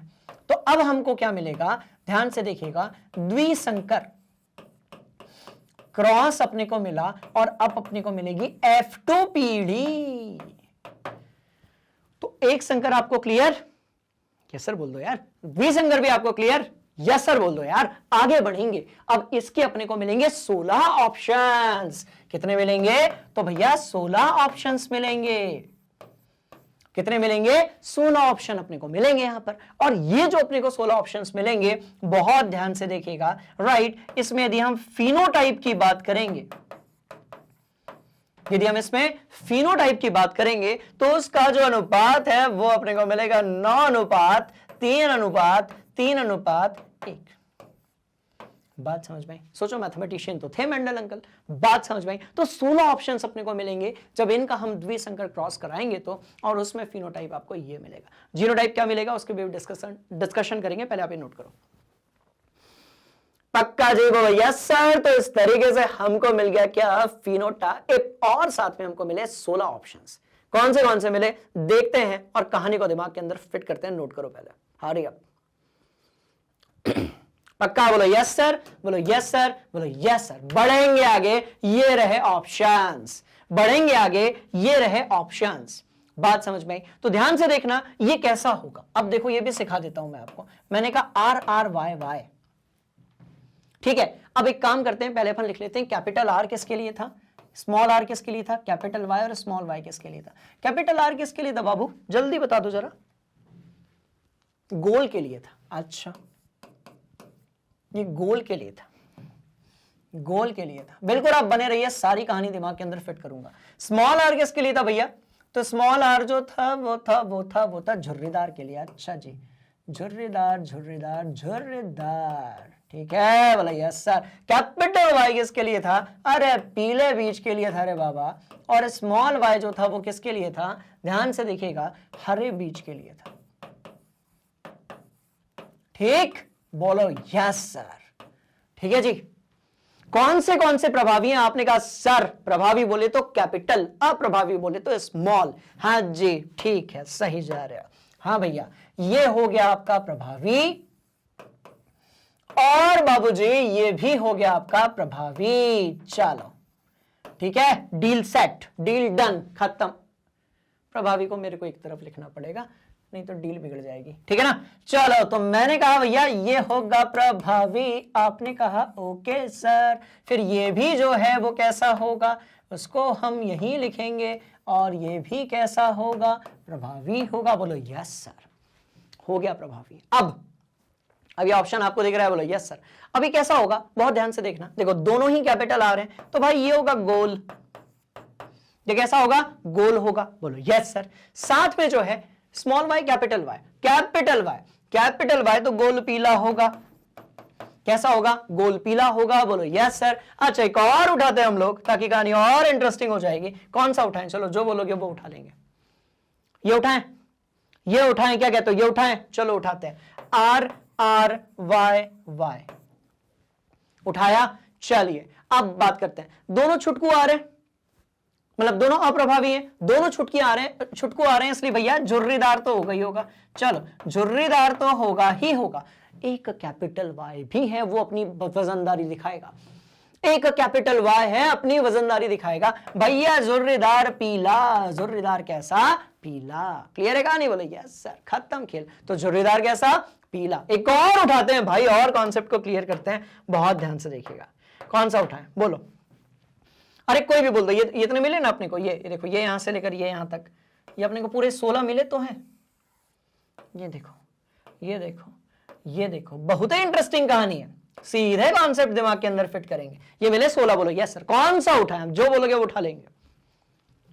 बात समझ में, कोई भी उठा सकते हैं। कौन सा उठाएं, ये उठाते हैं, आ जाओ। Capital R, small R capital Y small Y. हाँ जी हाँ जी हाँ जी हाँ जी। अब बताओ इन दोनों में प्रभावी कौन सा? कैपिटल। यार तो गोल पीले मिल गया यार, ये तो यार रुको, स्मॉल वाई वाला उठाते हैं। कैपिटल आर स्मॉल ये वाला उठाते हैं, ठीक है, ये उठाया हमने। अब ये कैसा मिलेगा? बहुत ध्यान से देखिएगा। तो भैया ये मिल जाएगा, देखो ये तो गोल हो गया और दोनों छुटकू वाय हैं। छुटकू वाय बोले तो हरे, कर लोगे? अब आपको लग रहा होगा ना, अरे सर ये तो कर लेंगे, नॉट टू वरी, अपने को यही तो देखना है, प्रभावी लक्षण है तो काउंट करने का, अप्रभावी तो छोड़ देने का। ठीक है जी, चलो। तो अब मुझे आप सबके दिमाग के अंदर F2 पीढ़ी के जितने भी पौधे हैं, बात समझ में आ रही है? उनका भैया ये वाला कॉन्सेप्ट बिल्कुल ही क्लियर चाहिए। क्लियर? चलो यस सर बोलो। चलो ठीक ठीक ठीक ठीक। और डीप में यदि जानना चाहते हो तो उसके लिए आपको जाना पड़ेगा कहां पर? हमारी जो टॉपिक वाइज वीडियोस है ना, वहां पर। चलो अब हमने जो है बात कर ली किसके बारे में? द्विसंकट संकरण के बारे में। स्क्रीनशॉट हो जाए, हम बढ़ेंगे आगे, आएगा और भी ज्यादा मजा। राइट, तो फिनोटाइप की यदि हम बात करेंगे तो ध्यान से देखिएगा, गोल पीले 9, गोल हरे 3, झुर्रीदार पीले 3, झुर्रीदार हरा जो है वो 1 बीज आपको मिलेगा। और इस कहानी को हम और आगे लेकर चलेंगे। और भैया इस पूरे माइंड मैप को, ब्लैंक दिख रहा है, अब एक बार अपने से ट्राई कर लो, बहुत इंटरेस्टिंग कहानी है, ऑटोमेटिकली कनेक्ट हो जाएगा। हम आगे बढ़ेंगे और देखेंगे कि भैया मटर का ही पौधा क्यों चुना गया। क्योंकि इनका जीवन काल बहुत छोटा होता है, ये बहुत ही कम समय में फल और बीज उत्पन्न कर देते हैं और इसमें विभिन्नताएं बहुत सारी पाई जाती हैं, जिसका अध्ययन करना और भेद करना जो है वो बहुत ही ज्यादा क्या होता है? आसान होता है। बढ़ेंगे आगे। वंशागति के नियम बहुत ध्यान से देखिएगा, यहां से पूछे जाते हैं। ठीक है, तो एकल संकरण, वंशागति तथा विसंयोजन का नियम यह कहता है कि यह वंशागति का पहला नियम है। सुनो ध्यान से, कहानी की शुरुआत हो चुकी है। यह वंशागति का पहला नियम है। किसी जीव के लक्षण आंतरिक कारकों या जोड़ियों में उपस्थित होते हैं। यह लक्षण इन्हीं आंतरिक कारकों द्वारा निर्धारित होते हैं और एक युग्मक में इस प्रकार के कारकों की केवल एक जोड़ी ही उपस्थित होती है। बोले तो जैसे कि टीटी या फिर टीटी। क्लियर है कहानी? बोलो यस। दूसरा वाला पॉइंट, स्वतंत्र वंशानुगति का नियम। बात समझ में? स्वतंत्र वंशानुगति का नियम, पृथक्करण का नियम भी कहते हैं हम इसे। बहुत ध्यान से देखिएगा, मेंडल के वंशागति के दूसरे नियम को स्वतंत्र वंशागति का नियम कहते हैं। इसके अनुसार साथ साथ संकरण में विशेषकों की एक से अधिक जोड़ी की वंशागति में विशेषकों की प्रत्येक जोड़ी के लिए उत्तरदायी कारक युग्मक स्वतंत्र रूप से बट जाते हैं। कैसे? बहुत ध्यान से देखो, हमने जो है टीटी और टीटी का संकरण किया, क्या बटा? यहां से एक, वहां से एक, फिर यहां से एक, वहां से एक, फिर यहां से एक, इधर से एक, फिर यहां से एक, यहां से एक। मतलब ये कि स्वतंत्र रूप से ये जो जीन रहेंगे, स्वतंत्र रूप से ये जो गुणसूत्र रहेंगे, ये क्या होंगे? बढ़ते जाएंगे, आगे बढ़ते जाएंगे। बढ़िया वाला स्क्रीनशॉट लीजिए, हम बढ़ेंगे आगे। हरी अप, पक्का बोलो yes sir yes sir yes sir yes sir yes sir. हम आगे बढ़ेंगे कि भैया लिंग का जो निर्धारण है वो बेसिकली कैसे होता है। राइट, मैं एक बढ़िया वाली बात लिखकर यहां पर दे रहा हूं। मैंने लिखा पिता, आपने कहा ओके सर। मैंने लिखा माता, आपने कहा ओके सर। मैंने लिखा, अच्छा सुनो, हम जब गुणसूत्रों की बात करते हैं, आप जानते हो कि भैया 23 जोड़ी होते हैं, यानी कि 46 गुणसूत्र टोटल होते हैं। और ये जो 46 गुणसूत्र होते हैं, इसमें 44 तो एक समान होते हैं दोनों में। माता और पिता में जो ऑटोजोम्स होते हैं वो 44 तो एक समान होते हैं, पर एक जो होता है ना, राइट, जिसको हम लिंग निर्धारण करने वाला गुणसूत्र कहते हैं, वो जो है वो ये होता है। फास्ट हो गया? बोलो नो सर। कहानी क्लियर है? बोलो यस सर। तो भैया देखो, पिता में जो है और माता में 44 गुणसूत्र एक समान होंगे, पर लिंग निर्धारित करने वाला गुणसूत्र यहां पर XY, यहां पर क्या होगा? XX होगा। बहुत शानदार सी कहानी। अब इसका मतलब क्या है? इसका मतलब ये कि देखो, यहां पर अर्धसूत्री विभाजन होगा, मतलब यहां से किसी संतान में आ जाएंगे 22 और यहां से भी जो है किसी संतान में आ जाएंगे 22। तो ये फिर कितने हो गए? 44 हो गए। पर अभी लिंग निर्धारण नहीं हुआ है। तो लिंग का जो निर्धारण है वो किसके कारण होगा? XY और XX के कारण होगा। और कितने ऑप्शन हो सकते हैं? आप बोलोगे सर 4 ऑप्शंस। कौन से 4 ऑप्शंस हैं? बहुत ध्यान से देखिएगा। ठीक है जी, चलिए, तो 4 ऑप्शंस मिलेंगे, XX, XY, YX और XX। तो इसका मतलब यह हुआ कि इन दोनों का मतलब होगा लड़का। बोलो यस सर। इन दोनों का मतलब होगा लड़का और इसका होगा लड़की। क्लियर है कहानी? बोलो yes sir, yes sir, yes sir, yes sir. ठीक है जी। तो इस तरीके से माता और पिता के जो आपके गुणसूत्र होते हैं, बात समझ में आ रही, जिसको हम लोग लिंग गुणसूत्र कहते हैं, वो डिसाइड करते हैं कि लिंग क्या होगा। बात समझ में आ गई? बहुत शानदार सी कहानी है। ठीक है, नोट किया जाए, सारे पॉइंट्स को अपनी कॉपी में नोट किया जाए और हम बढ़ने वाले हैं आगे। Hurry up. तो एक चीज तो यहां पर क्लियर हो गई कि भैया जो हमारे लिंग गुणसूत्र होते हैं उसी से लिंग का निर्धारण होता है, ऑटोजोम से लिंग का कोई भी निर्धारण नहीं होता है। ठीक है जी, चलिए और बढ़ेंगे आगे। तो ये चीज क्लियर हो गई, उसको अपन ने डिस्कस भी कर लिया। स्क्रीनशॉट लेकर कॉपी में जो है नोट कर लीजिए एक और इंपॉर्टेंट चीज कि जो लिंग है, बात समझ में आ रही है, जो लिंग है उसका निर्धारण जो है वो करते हैं पिता के गुणसूत्र। किसके करेंगे? तो भैया पिता के गुणसूत्र करेंगे। क्लियर है कहानी? बोलो यस सर। किसके करेंगे? पिता के गुणसूत्र करेंगे। ठीक है जी, चलो तो ये भी इंफॉर्मेशन को अपनी कॉपी में आप लोग नोट करेंगे। और भैया ये रही वो प्रोसेस जिसके बारे में हम लोग ऑलरेडी डिस्कस कर चुके हैं। इसको अपनी कॉपी में आप ड्रॉ कर लें प्लीज। Hurry up. ठीक, एक और सवाल यहां से पूछ लिया जाता है कि नर और मादा होने की जो प्रायिकता है, प्रोबेबिलिटी है, वो कितनी कितनी होगी? तो सीधी बात, मादा के लिए 50% और नर के लिए भी 50%। खेल कैसा? खत्म। ठीक, चलो चलो चलो, सारे टॉपिक्स निपटाते जाएंगे। हम बात करने वाले हैं उपार्जित लक्षणों के बारे में। ऐसे लक्षण जो माता पिता से हमें नहीं मिलते हैं, वो आनुवंशिक लक्षण होते हैं जो हमें माता पिता से मिलते हैं। ऐसे लक्षण जो हमें माता पिता से नहीं मिलते हैं, हम उनको कहते हैं भैया उपार्जित लक्षण, राइट। और ये कोई भी जीव अपने जीवन काल में अर्जित कर सकता है, इसको हम कहते हैं उपार्जित लक्षण, राइट। बोलो यस सर। अब देखो, ये ऐसे लक्षण हैं जो जीवन काल में जीव प्राप्त करता है। इसको समझने की हम लोग कोशिश करते हैं। कैसे? अब मैं कह रहा हूं यहां पर पिता है, मैं कह रहा हूं यहां पर माता है। बोलो यस सर। दोनों से जो है लड़का लड़की कोई भी पैदा हो सकता है। अब हमने कहा यहां पर जो है एक बालक पैदा हुआ, एक लड़का पैदा हुआ। अब ये जो है जिम गया और भाई ने जो है मसल्स बना ली, जिसको हम देशी भाषा में कहते हैं कि भैया भाई ने बॉडी बना ली। बात समझ में? तो अब ये जो बॉडी है, मसल है, इसका लक्षण पिता से और माता से थोड़ी मिला। ये कैसा लक्षण है भैया? उपार्जित है। बात समझ में आ गई? अब यदि मान लेते हैं कि इनके बाल जो है काले, इनके भी काले हैं, पर ये जो भाई है इसको क्या करना है? अब रील बनानी है, इसको छपरीगिरी करनी है, तो इसने क्या किया? रंग बिरंगे बाल कर लिए अपने। बात समझ में आई? तो वो जो लक्षण है वो कौन सा होगा? उपार्जित लक्षण होगा। ये लक्षण इसके अगली वाली पीढ़ी में नहीं जाएगा। बॉडी बिल्डर का बेटा बॉडी बिल्डर ही पैदा होगा ऐसा जरूरी नहीं है। तो ऐसे लक्षणों को अपन कहते हैं उपार्जित लक्षण।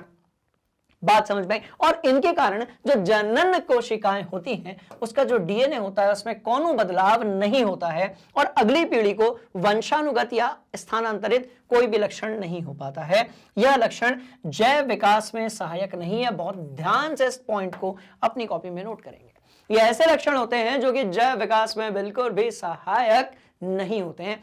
ऐसे लक्षणों को हम लोग कहते हैं उपार्जित लक्षण। और ऐसे लक्षण जो हमें माता पिता से मिलते हैं, स्क्रीनशॉट हो जाए एक बढ़िया वाला, और ऐसे लक्षण जो हमें माता पिता से मिलते हैं उनको हम कहते हैं आनुवंशिक लक्षण। कैसे होते हैं? ध्यान से देखिएगा। तो वो लक्षण जो एक पीढ़ी से दूसरी पीढ़ी में ट्रांसफर होते रहते हैं उसको हम कहते हैं आनुवंशिक लक्षण। जैसे कि भैया मानव की आंख और बालों का रंग। और गुणधर्म कौन से होंगे हम वो भी देख लेते हैं, क्योंकि इस कहानी को समझना बहुत आसान हो जाएगा, राइट। ध्यान से देखिएगा। ये लक्षण जीवों में वंशानुगत होते हैं, यह जनन कोशिकाओं में घटित होते हैं तथा अगली पीढ़ी में स्थानांतरित होते हैं। और ये जैव विकास में कैसे होते हैं? तो ये जैव विकास में सहायक होते हैं। कैसे होते हैं? सहायक होते हैं। क्लियर है कहानी? बोलो यस सर। नोट करेंगे। आइए अब हम बात करेंगे किसके बारे में भैया? जाति उद्भव के बारे में। देखो बहुत लंबा चौड़ा ये टॉपिक है, आप इसको जो है ना अपनी कॉपी में बस ड्रॉ कर लो। बात समझ में आई? इसको जो है दो अलग अलग स्पीशीज मिल रही है, दो, पहली और दूसरी, ये आपको समष्टि Z में मिल जाएगा। तो इसको कॉपी में आप नोट कर लीजिए, बस इतने में आपका काम चल जाएगा। और इसके अंदर के जितने भी पॉइंट्स हैं इसको हम लोग 1 बाय 1 देख लेते हैं। और ध्यान से सुनिए मैं क्या बोलने जा रहा हूं। ठीक है, देखो जाति उद्भव कैसे होता है बहुत ध्यान से देखिएगा। पूर्व स्पीशीज से एक नई स्पीशीज का बनना, पूर्व जाति से, पूर्व प्रजाति के जीवों से एक नई प्रजाति के जीवों का बनना जाति उद्भव कहलाता है। बात समझ में आ रही है? और नई स्पीशीज के उद्भव के लिए वर्तमान स्पीशीज के सदस्यों का परिवर्तनशील पर्यावरण में जीवित बने रहना बहुत जरूरी है। इन सदस्यों को नए पर्यावरण में जीवित रहने के लिए कुछ बाह्य लक्षणों में परिवर्तन करना होता है, जैसे कि बात समझ में आई? जैसे कि अचानक से यदि तापमान बढ़ जाए, अचानक से यदि तापमान बढ़ जाए और यदि उस जीव की, उस प्रजाति की ज्यादा तापमान में रहने की आदत नहीं है, बात समझ में आई, या वो एडजस्ट नहीं कर सकता है, तो उस सिचुएशन में वो जाति खत्म भी हो सकती है। बात समझ में आई? तो विभिन्नताओं को यदि साथ में लेकर चलेंगे, प्राकृतिक जो भी चैलेंज दे रही है प्रकृति, उसको साथ में लेकर यदि चलेंगे तो जाति उद्भव जो है वो आसान हो जाएगा, अन्यथा वो बिल्कुल भी आसान नहीं होगा। स्क्रीनशॉट लेंगे, कॉपी में नोट करेंगे, बढ़ेंगे आगे, एक एक पॉइंट को हम दिमाग के अंदर फिट करेंगे। तो ध्यान से देखिएगा जाति उद्भव जो है इसके पीछे कारण कौन से? तो भैया एक तो आनुवंशिक आपका जो है क्या है, विचलन है, जिसको हम जेनेटिक ड्रिफ्ट कहते हैं। कैसे होता है, बहुत ध्यान से देखिएगा। जब किसी एक समष्टि की उत्तरोत्तर पीढ़ियों में से सापेक्ष जीन्स की बारंबारता में अचानक परिवर्तन का उत्पन्न होता है, आनुवंशिक विचलन कहलाता है। अब आप बोलोगे सर इसको थोड़ा और सामान्य भाषा में बताइए, बहुत हायर हिंदी हो गई। ध्यान से देखिएगा, जब किसी एक समष्टि की उत्तरोत्तर पीढ़ियों में, मतलब पहले की पीढ़ियों में सापेक्ष जीन, जितने भी जीन होते हैं, पुरानी जो पीढ़ी होती है उसमें जितने भी जीन होते हैं उसमें बार बार जो है परिवर्तन होता है, तो उसको हम कहते हैं जेनेटिक ड्रिफ्ट, यानी कि आनुवंशिक विचलन। बात समझ में? बार बार यदि जेनेटिक परिवर्तन होगा, बार बार यदि जेनेटिक परिवर्तन होगा तो एक नई उपजाति जो है वो पैदा हो सकती है। क्लियर है कहानी? बोलो यस सर। आगे बढ़ते हैं। दूसरा है भौगोलिक पृथक्करण, यानी कि ज्योग्राफिकल आइसोलेशन। कैसे? ध्यान से देखिए, किसी जनसंख्या के बीच जीन्स प्रभाव को भौगोलिक आकृति जैसे कि पर्वत, नदी, समुद्र इत्यादि रोकती है। बिल्कुल सही बात है, जिससे एक ही समष्टि के जीव पृथक हो जाते हैं। इसके कारण इनका प्राकृतिक वातावरण और वर्ण भी अलग अलग हो जाता है।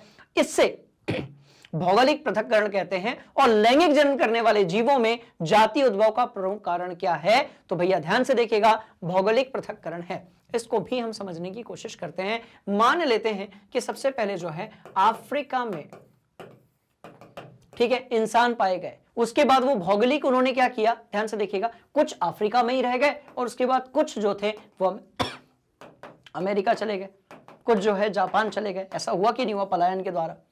तो कुछ अमेरिका चले गए, कुछ जापान चले गए, कुछ इंडिया आ गए और कुछ कहीं और चले गए। तो क्या हुआ, सब में भौगोलिक जो है विभिन्नताएं आ गई। इसके कारण अलग अलग प्रजाति जो थी, या आप ये कह लें कि उपजाति जो थी, उसमें क्या आया, वो बदलाव आया। जाति जो थी वो कैसी हो गई भैया, उद्भव हो गई। क्लियर है कहानी? बोलो यस सर। और आगे बढ़ेंगे इस कहानी को लेकर। चलिए, बात समझ में आ गई। चलो, तीसरा जो है वो है प्राकृतिक वर्ण, यानी कि नेचुरल सिलेक्शन। बड़ा इंपॉर्टेंट ये पार्ट है, बहुत ध्यान से देखिएगा।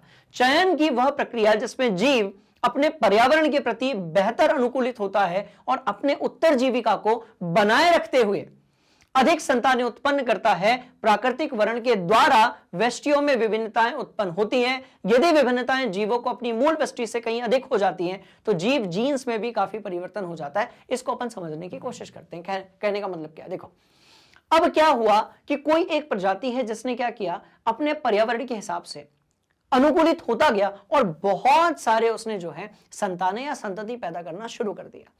अब जब बहुत सारे संतानें या संतति पैदा करना वो शुरू कर देगा तो उससे होगा क्या, अगली पीढ़ी और ज्यादा संतानें पैदा करेगी, उसके बाद वाली पीढ़ी जो है और ज्यादा संतान या संतति जो है वो निकल कर आएंगे सामने। जनसंख्या बहुत तेजी से बढ़ेगी, इससे जो है विभिन्नताएं भी बढ़ेंगी और अलग अलग प्रकार की जाति उद्भव हो सकती है। बात समझ में आई? बिल्कुल सही कहानी नोट किया जाए। बढ़ेंगे आगे इस कहानी को और आगे लेकर। चलो ठीक है, चलिए। जब आप बात करते हो आनुवंशिक विचरण के बारे में तो इसके पीछे जो है दो प्रकार के कारण हो सकते हैं। पहला तो डीएनए में परिवर्तन, दूसरा जो है गुणसूत्रों में परिवर्तन। पहला जो है वो है आपका डीएनए में परिवर्तन और दूसरा वाला जो भाग है वो है गुणसूत्रों में परिवर्तन। इसको नोट कर लो, यहां से सवाल पूछता है बाबूजी। ठीक है, बोलो यस सर। चलिए, स्थानीय समष्टि में विभिन्नता का कारण क्या हो सकता है, बहुत ध्यान से देखिएगा। अब देखो, मैं कह रहा हूं मेरे पास एक उप समष्टि है, समष्टि बोले तो एक पूरा एरिया, ठीक है। इसमें x2 हमने लिया है अप्रवासी और एक उप समष्टि है जिसमें हमने लिया स्थानीय। तो एक स्थानीय जाति है जिसको हमने x1 से रिप्रेजेंट किया है, एक जो है अप्रवासी जाति है जिसको हमने x2 से रिप्रेजेंट किया है। अब दोनों के बीच में क्या हुआ, संकरण हुआ, दोनों के बीच में जो है जनन हुआ और जनन होने के कारण जीन का प्रवाह हुआ। दोनों के बीच में जनन होने के कारण क्या हुआ, जीन का प्रभाव हुआ, और इससे क्या हुआ कि स्थानीय समष्टि जो है उसमें क्या आ गई, विभिन्नता आ गई। ये कुछ ऐसी बात हुई कि कोई अफ्रीका से अमेरिका यदि चला गया और वहां पर एक अफ्रीकन ने अमेरिकन के साथ शादी कर ली, तो आने वाली जो संतति होगी उसमें भैया विभिन्नताएं पैदा होंगी। तो इसको लिखोगे कैसे, बहुत ध्यान से देखिएगा। जब कोई उप समष्टि भौगोलिक पृथक्करण के कारण अप्रवास करती है तो वह अन्य स्थान को अपना आवास बना लेती है, और वहां के किसी उप समष्टि के साथ जब जनन करती है तो इससे जीन का प्रवाह होता है, और इससे नए जीन या नए जीव जो हैं उनमें क्या आती है, उत्पन्न होने के बाद विभिन्नताएं आती हैं। और जब से ग्लोबलाइजेशन बढ़ चुका है, बात समझ में आई, तब से जो है हमें बहुत ज्यादा भिन्नता देखने मिली है, स्पेशली यदि हम बात करें तो मानव प्रजाति में। क्लियर है, बोलो yes sir, yes sir, yes sir, yes sir. बढ़ेंगे आगे, हम बात करेंगे किसके बारे में, विकास और वर्गीकरण के बारे में। ध्यान से देखिएगा, विकास जो है, या आप ये कहो कि सर जब हम जैव विकास की बात करते हैं ना, ठीक, तो जितना ज्यादा आनुवंशिक विभिन्नता होगी उतना ही ज्यादा क्या होगा, जैव विकास होगा, और उतना ही ज्यादा जो भी जाति है, प्रजाति है, या जो भी जीव है वो प्रकृति में अपने आप को क्या करेंगे, चैलेंज को एक्सेप्ट कर पाएंगे। बात समझ में आ रही है? तो सबसे पहले इसमें कौन से कैरेक्टरिस्टिक्स हैं उसको हम देख लेते हैं। क्लियर है कहानी, बोलो यस सर। देखो सबसे पहली बात आपको यह ध्यान रखनी है कि किसी पौधे में या प्राणी में किसी भी विशिष्ट लक्षण के लिए जो चीज जिम्मेदार है उसे हम क्या कहते हैं, उसे हम कहते हैं जीन, उसे हम क्या कहते हैं, जीन कहते हैं। क्लियर है कहानी, बोलो यस सर। तो जीन में यदि परिवर्तन होगा या जेनेटिक यदि चेंजेस होंगे, जेनेटिक यदि कोई परिवर्तन होगा, इसका मतलब ये कि अब जो अगली पीढ़ी आएगी उसमें मिलेगी आपको बहुत सारी विभिन्नताएं, और इसका सीधा सीधा लेना देना है किसके साथ में, जैव विकास के साथ में। तो वर्गीकरण के अंदर आपको कौन से पॉइंट्स को दिमाग में फिट रखना है वो एक बार डिस्कस कर लेते हैं और बढ़ते हैं आगे। चैप्टर काफी बड़ा है अपना, है ना। चलो, सभी जीवों का वर्गीकरण उनके अभिलक्षणों के आधार पर किया जाता है, जिसमें पहला वर्गीकरण उनके कोशिकीय अभिलक्षण है, जैसे कि केंद्रक झिल्ली वाले जीव जिसको हम लोग यूकैरियोटिक कहते हैं, या फिर बिना केंद्रक झिल्ली वाले जीव जिन्हें हम प्रोकैरियोटिक कहते हैं। पहला पॉइंट। दूसरा पॉइंट, दो स्पीशीज के मध्य, स्पीशीज बोले तो प्रजाति, क्या बोलेंगे इसको हम, प्रजाति। तो बहुत ध्यान से देखिएगा, दो स्पीशीज या प्रजाति के मध्य जितने अधिक अभिलक्षण समान होंगे उनका संबंध भी उतना ही निकट होगा, जितनी अधिक समानताएं होंगी उनका उद्भव भी उतना ही निकट होगा। बात समझ में आ गई, बोलो यस सर। तीसरा पॉइंट बड़ा इंपॉर्टेंट है, जिन जीवों में अभिलक्षण समान होगा, जिन जीवों में अभिलक्षण समान होगा वे जीव समान जनक से वंशानुगत हुए होंगे। क्लियर, नोट कर लो, बहुत मजेदार बात है। हाँ भैया, इसके बाद हम बात करेंगे इवोल्यूशन यानी कि विकास के बारे में। यहां से बहुत सारे क्वेश्चंस पूछ लिए जाते हैं, राइट। ध्यान से देखिएगा, डेफिनेशन क्या है, जीवों में होने वाले अनुक्रमिक परिवर्तन के परिणाम को विकास कहा जाता है। कैसा अनुक्रमिक परिवर्तन, एक डायरेक्शन में परिवर्तन, ऐसा नहीं कि रिवर्स डायरेक्शन में। जीवों में होने वाला अनुक्रमिक परिवर्तन जो है उसे हम क्या कहते हैं भैया, विकास कहते हैं, जो लाखों वर्षों से भी ऊपर आदिम जीवों में घटित हुआ, जिससे नई नई जातियां जो हैं वो उत्पन्न हुई। आपने यदि इस क्लास के स्टार्टिंग में देखा होगा तो सबसे पहले यहां पर आपने एक इमेज देखी होगी जहां पर यहां पर बंदर बना था और भाई यहां पर इंसान बना था, बीच में आदिमानव भी था। बात समझ में आई? तो बंदर से आदिमानव, आदिमानव से क्या बना, इंसान। ये कैसे हुआ? ये अलग अलग विभिन्नताओं के बिहार पर जैव विकास के नाम पर ही तो हुआ। बात समझ में आई? तो बहुत ध्यान से देखिएगा, विकास जीवित जीवों का होता है, इसलिए हम इसे क्या कहते हैं भाई, इसे हम कहते हैं जैव विकास। तो इसे हम क्या कहेंगे, जैव विकास। और इसको समझने के लिए दो तीन इंपॉर्टेंट पॉइंट्स हैं जिसको अपने को समझना पड़ेगा, जिसमें सबसे पहले जो है वो है समजात अंग, जिसको हम बोलते हैं होमोलॉगस ऑर्गन्स। बात समझ में? समजात अंग, संरचना एक समान होगी, कार्य अलग अलग होंगे। बहुत सिंपल सी डेफिनेशन है, ध्यान से देखो। मेंढक के अग्रपाद, पक्षी के अंग और चमगादड़ के पंख और घोड़े के अग्रपाद, भैया सबकी जो उत्पत्ति है वो कैसी हुई है, समान हुई है। एक समान उत्पत्ति होने के कारण हम समजात कहते हैं। सबकी स्टार्टिंग वाली प्रजाति रही होगी वो बिल्कुल एक समान रही होगी, इसलिए हम इसको समजात कहते हैं। पर वो कार्य कैसे करते हैं भाई, अलग अलग करते हैं। अब हमारे जो अग्रपाद हैं जिनको हम हाथ कहते हैं, इससे हम जो है ऐसे करके सोचते हैं, लिखते हैं और भी बहुत सारे काम करते हैं। पर जो डॉगी है, गाय है, उसके जो अग्रपाद हैं वो दौड़ने के काम होते हैं।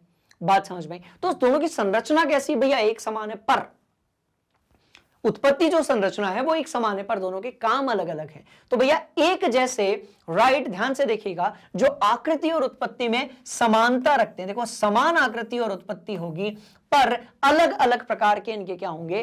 कार्य होंगे। ऐसे अंगों को हम क्या कहते हैं? समजात अंग।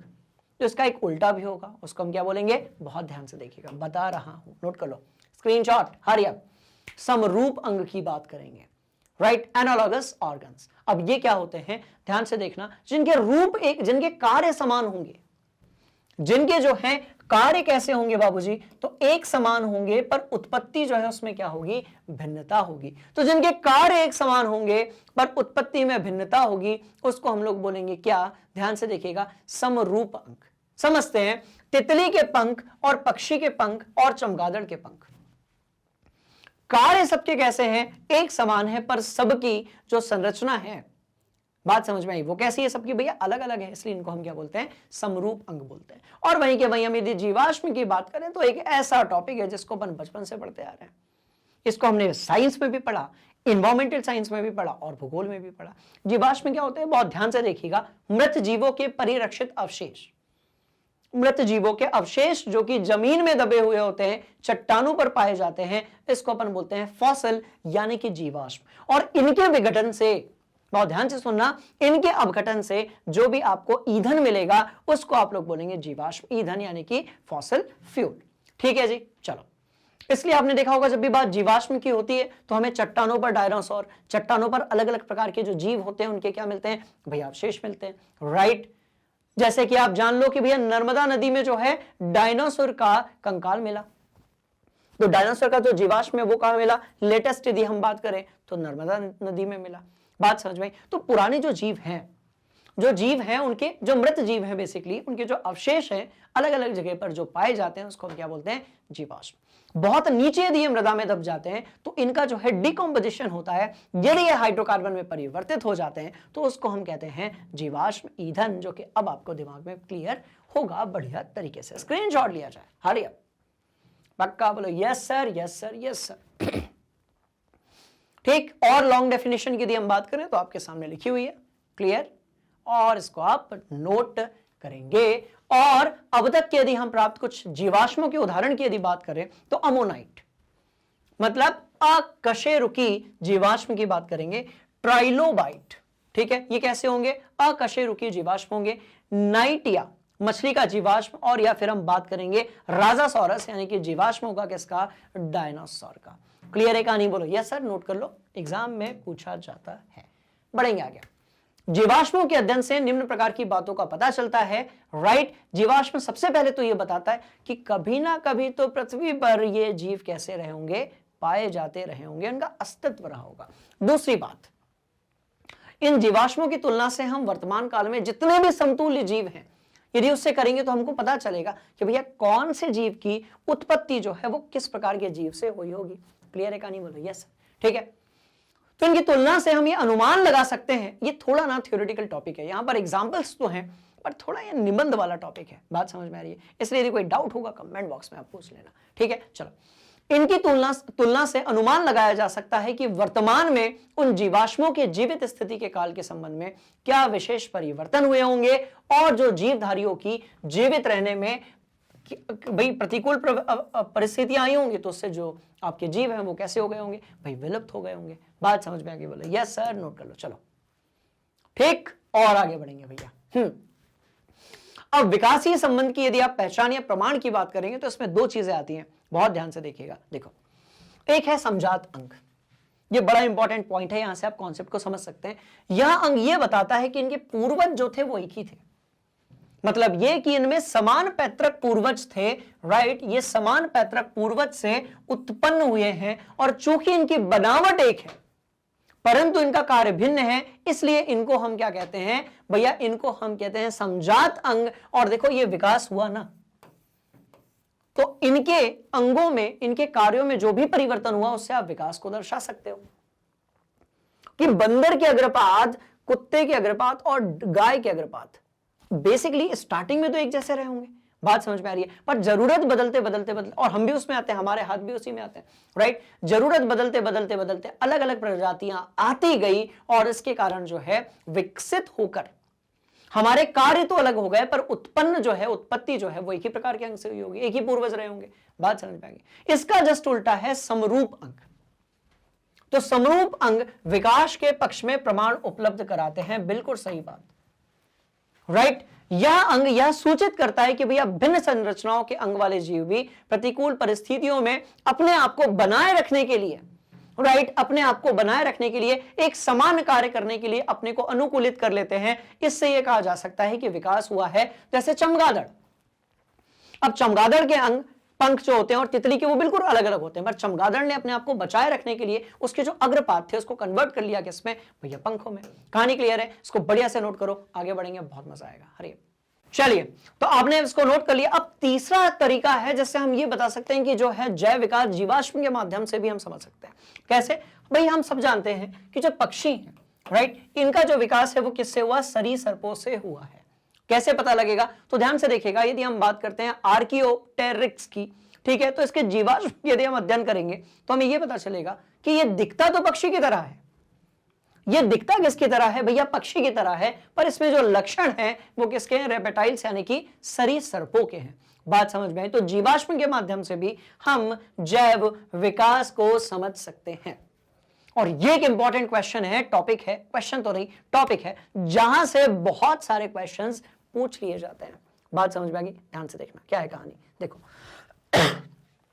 यदि हम जीवाश्मों के आयु की आकलन करते हैं, राइट, तो उससे भी हम जैव विकास के बारे में समझ सकते हैं। ध्यान से देखिएगा, देखो भैया, खुदाई के द्वारा या सापेक्ष पद्धति द्वारा खुदाई करने पर पृथ्वी की सतह के निकट वाले जीवाश्म गहरे स्तर पर पाए गए जीवाश्मों की तुलना में अधिक नए होते हैं, जबकि गहरे स्तर पर पाए वाले जीवाश्म कैसे होते हैं? पुराने होते हैं। तो इससे एक चीज अपने को समझ में आई कि जो जीवाश्म अपने को ऊपर की तरफ मिले ना, वो कुछ सालों पहले, कुछ हजारों सालों पहले लुप्त हुए होंगे या कुछ सैकड़ों सालों पहले लुप्त हुए होंगे। पर जो जीवाश्म उसके भी पहले के हैं, उससे भी नीचे जमीन में जितने नीचे जाते जाओगे वहां पर यदि मिल रहे हैं, इसका मतलब ये भी हो सकता है कि वो जो जीव जंतु थे, वो जो प्रजाति थी, वो कुछ समय पहले, कुछ सालों पहले, हजारों सालों पहले क्या हुई होगी? लुप्त हुई होगी। तो जितना नीचे आपको जीवाश्म मिलेगा उतनी पुरानी वो प्रजाति रही होगी, उतने पुराने जो हैं वो जीव रहे होंगे। ये पहला पॉइंट। अब दूसरे पॉइंट पर आते हैं। आप में से कई बार स्टूडेंट्स पूछते हैं कि सर फॉसिल डेटिंग जो है ना, वो अपने को बहुत कंफ्यूज करता है। अरे भैया, कोनो कंफ्यूज होने वाली बात नहीं है। तो भैया फॉसिल डेटिंग जो रहेगी, राइट, इसमें क्या करेंगे? जो जीवाश्म है, जो भी जीवाश्म है, उसमें पाए जाने वाले किसी एक तत्व के विभिन्न समस्थानिकों का अनुपात हम देखेंगे। जीवाश्म में पाए जाने वाले किसी एक तत्व के विभिन्न समस्थानिकों का अनुपात हम देखेंगे और उस अनुपात के आधार पर हम जो है जीवाश्म के समय का निर्धारण कर सकते हैं। बात समझ में आई? इसमें बेसिकली हम कार्बन 14 समस्थानिक के समस्थानिक का जो है उपयोग करते हैं। क्यों करते हैं? क्योंकि ये जो है रेडियो एक्टिव होता है। कैसा होता है भाई? रेडियो एक्टिव होता है, इसका जीवन काल जो है वो कम होता है। क्लियर है कहानी? बोलो यस सर। तो इसमें कार्बन 14 समस्थानिक जो सजीवों में उपस्थित होता है उसका उपयोग किया जाता है, जिसमें सजीव के जीवाश्म में उपस्थित कार्बन 14 रेडियो एक्टिविटी होती है। अब आप बोलोगे सर रेडियो एक्टिव क्या है? तो कुछ ऐसे तत्व होते हैं जिनमें स्वतः ही जो रेडिएशन से निकल रहे होते हैं उनके नाभिक से, ऐसे तत्वों को हम बोलते हैं या समस्थानिकों को हम बोलते हैं रेडियो एक्टिव। ठीक है। जो समय के हिसाब से क्या होता है कि उसका जो अब जो भी आप किसकी बात करोगे ना, जीवाश्म की बात करोगे या तत्व की बात करोगे या समस्थानिक की बात करोगे, अब रेडिएशन जैसे जैसे होता जाएगा उसकी मात्रा वैसे वैसे कम होती जाएगी। तो उसके लिए प्रॉपर एक कैलकुलेशन होता है। अभी हम डीप में नहीं जाएंगे क्योंकि इसका जो न्यूमेरिकल ये कैलकुलेशन है, बात समझ में आ रही है, वो हमारे सिलेबस का पार्ट नहीं है। अब आप बोलोगे सर कौन से सिलेबस का पार्ट है? कक्षा 12वीं में एक अध्याय है रासायनिक बल गतिकी, यानी कि केमिकल काइनेटिक्स, राइट, और वहां पर हम बात करते हैं इस प्रकार के क्वेश्चंस का। तो बात समझ में आ गई। तो हम कार्बन 14 समस्थानिक का उपयोग करते हैं जीवाश्म का की जो एज है, समय है, उसको पता लगाने के लिए, और इसको अपन क्या बोलते हैं? Fossil dating. क्योंकि हम डेट्स का उपयोग करते हैं, बेसिकली हम टाइमिंग का उपयोग करते हैं ये पता लगाने के लिए कि जो जीवाश्म है वो कितना पुराना रहा होगा। बोलो यस सर। क्लियर है कहानी? चलिए और आगे हम बढ़ेंगे। अब हम बात करेंगे भैया ऐसे टॉपिक के बारे में जिसको हमने कक्षा 9 में भी पढ़ा था, डार्विन का विकास सिद्धांत। डार्विन ने सीधे सीधे, जब भी डार्विन के विकास सिद्धांत की बात होती है, सीधे सीधे आपके दिमाग में एक चीज आती है कि जिस चीज का उपयोग हो रहा है, राइट, वो विभिन्नताओं के साथ, प्रकृति के साथ, पर्यावरण के साथ बना रहता है। ऐसी कोई चीज जिसका विकास नहीं हो रहा है, ऐसा कोई अंग जिसका विकास नहीं हो रहा है, वो धीरे धीरे या तो बहुत छोटा हो जाता है या फिर जो है विलुप्त हो जाता है। बात समझ में आई? और इसको हमने कहां पर पढ़ा था? द ओरिजिन ऑफ स्पीसीज नामक किताब में। इसको हमने कहां पढ़ा था? द ओरिजिन ऑफ स्पीसीज नामक किताब में। बात समझ में आ रही है? तो बहुत ध्यान से देखिएगा, इसके कौन से मुख्य पॉइंट्स हैं जिसको आपको नोट करना है। तो ध्यान से देखो। प्रजनन की असीम क्षमता धारण करते हुए भी किसी भी जीवधारी की जो जनसंख्या है वो एक सीमा के अंदर ही नियंत्रित रहता है। जनसंख्या जो है वो किसी सीमा के अंदर ही नियंत्रित रहती है, और यह आपसी संघर्ष के कारण जो एक जाति के सदस्यों के बीच अथवा अलग अलग जातियों के जो सदस्य हैं उनके बीच में यदि होती है, राइट, भोजन के लिए हो सकता है, स्थान के लिए हो सकता है, जोड़ी के लिए हो सकता है, इस संघर्ष से बेसिकली क्या होता है? वेष्टियां लोप हो जाती हैं, या फिर हम कह सकते हैं लुप्त हो जाती हैं, और एक नई जाति का जो है उद्भव होता है। इसे ही डार्विन के विकास का सिद्धांत कहते हैं। डार्विन द्वारा प्रस्तावित विकास के सिद्धांत को हम जो है प्राकृतिक वर्ण का सिद्धांत भी कहते हैं, और ये कई बार परीक्षाओं में पूछ लिया जाता है, इसलिए बड़े ध्यान से देखिएगा। इसको हम प्राकृतिक वर्ण का सिद्धांत भी कहते हैं, और इस सिद्धांत को इन्होंने एक्सप्लेन किया हुआ है किसमें? उनकी अपनी किताब में, जिसे आप कहते हो the origin of species. Clear है कहानी? बोलो यस। और आगे बढ़ेंगे, आइए नोट कर लो। बहुत बढ़िया वाला पैराग्राफ है, बहुत काम आएगा, ठीक है। और इस सिद्धांत के अनुसार क्या क्या होता है, ये 3 पॉइंट्स हैं, ये आपको अपने दिमाग में, अपनी कॉपी में नोट करके रखने हैं। ध्यान से देखिए। सॉरी। किसी भी समष्टि के अंदर प्राकृतिक रूप से विविधता यानी कि वेरिएशन होता है। किसी भी समष्टि के अंदर प्राकृतिक रूप से विविधता यानी कि वेरिएशन होता है, जबकि उसी समष्टि के, बहुत ध्यान से देखिएगा, किसी समष्टि के अंदर प्राकृतिक रूप से विविधता यानी कि वेरिएशन होता है, जबकि उसी समष्टि के कुछ व्यष्टियों में अन्य की अपेक्षा अधिक अनुकूलित विविधता होती है। तो विविधता का सीधा सीधा जो लेना देना है, राइट, वो कितना जैव विकास होगा किसी प्रजाति में, उसको लेकर है। दूसरी कहानी, प्रजनन की बहुत अधिक असीम क्षमता धारण करते हुए भी किसी भी जीवधारी की जनसंख्या एक सीमा के अंदर ही नियंत्रित रहती है। बड़ा इंपॉर्टेंट पॉइंट है।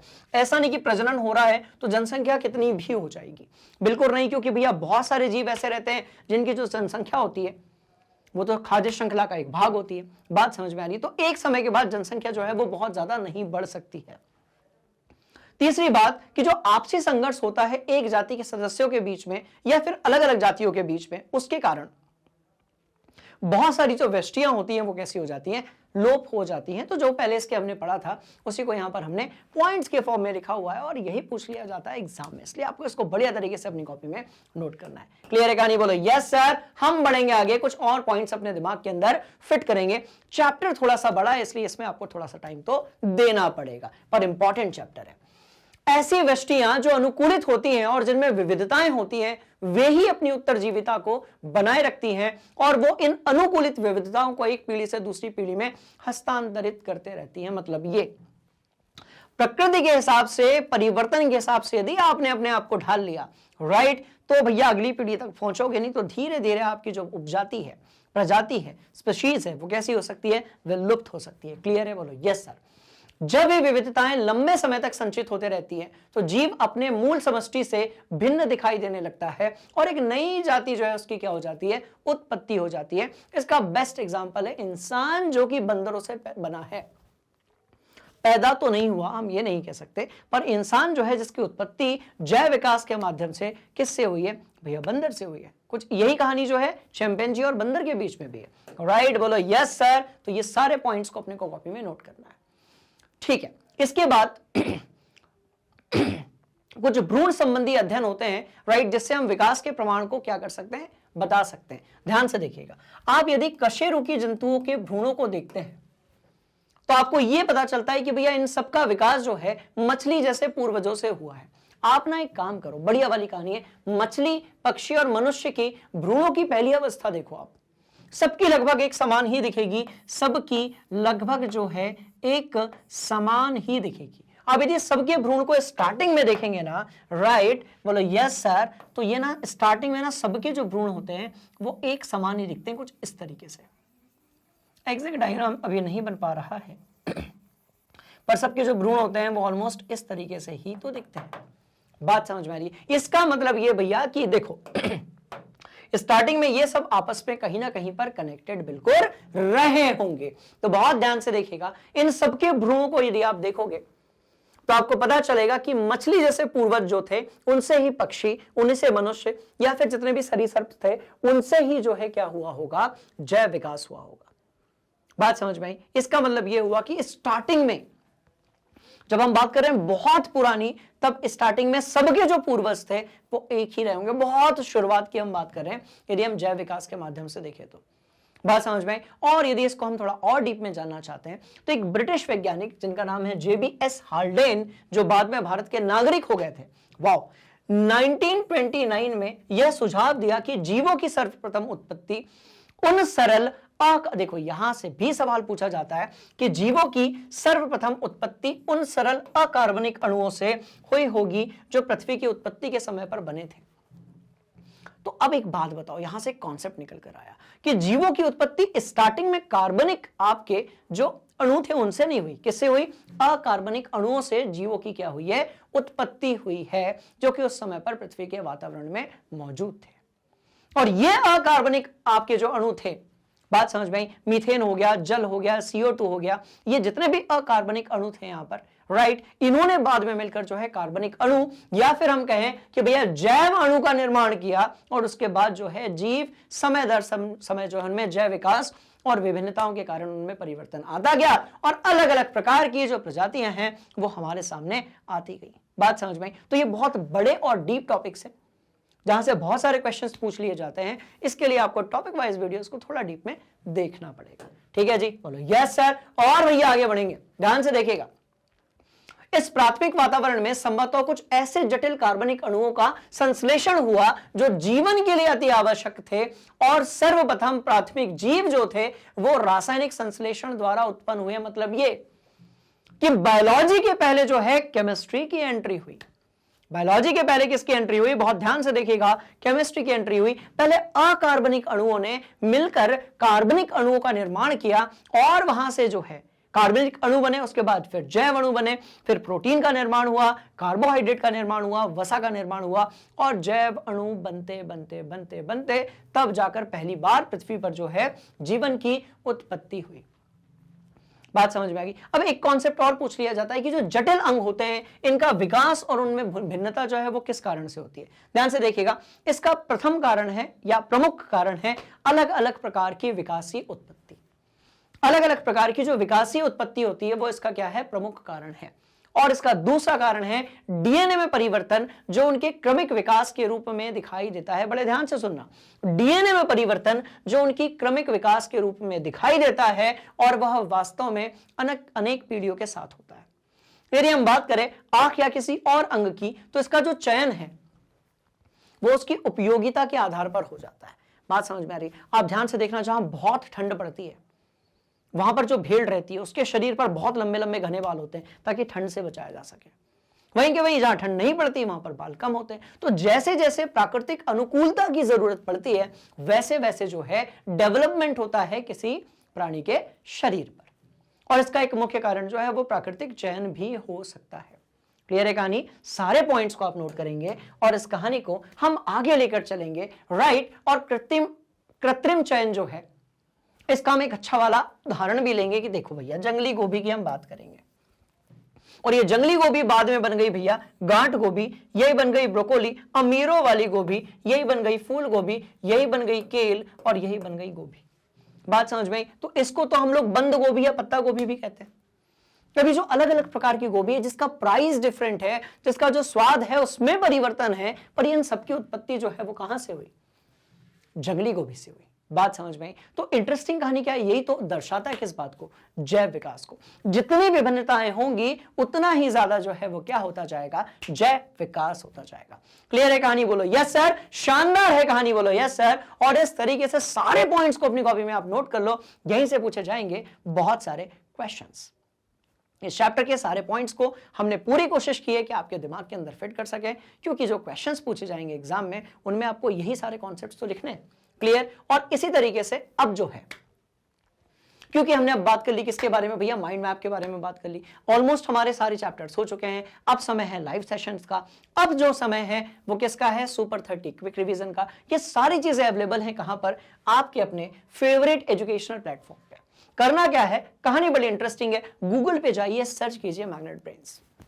जैसे ही आप सर्च करेंगे मैग्नेट ब्रेन्स, आपके सामने एक मिनी गूगल होगा जहां पर इंग्लिश मीडियम वाले नर्सरी से लेकर 12वीं तक, हिंदी मीडियम वाले 7वीं से लेकर 12वीं तक सारी क्लासेस जो वीडियो लेक्चर्स हैं उसको देख सकते हैं क्वालिटी कंटेंट के साथ में, बिल्कुल free of cost. As well as आपको बुक्स और ई बुक्स जो है उसके लिंक नीचे डिस्क्रिप्शन में मिल जाएगी, आप वहां से भी देख सकते हैं। तो स्टूडेंट्स, आज की जो क्लास थी वो थोड़ी लंबी थी। बहुत जगह पर आपको ऐसा भी लगा होगा कि सर ये बड़ा निबंध जैसा चल रहा है, थोड़ा बोरिंग है, क्योंकि कुछ टॉपिक वैसे ही थे। हम यदि उस पर और डिस्कशन करते राइट तो कहानी और लंबी हो जाती, फिर आपका जल्दी से रिवीजन कैसे हो पाता। तो इसका मतलब ये हुआ कि जितनी चीजें आपने पढ़ ली हैं, आपको यदि कोई भी डाउट है आप कमेंट बॉक्स में जाकर अपना डाउट पूछ सकते हैं, और बने रहिए हमारे साथ, हम आपकी पूरी तैयारी करवाएंगे, वो भी बहुत शानदार तरीके से। मिलते हैं अगली क्लास में, तब तक के लिए मैग्नेट ब्रेन्स हिंदी मीडियम को लाइक कीजिए, शेयर कीजिए और सब्सक्राइब कीजिए। Thank you so much. जय हिंद।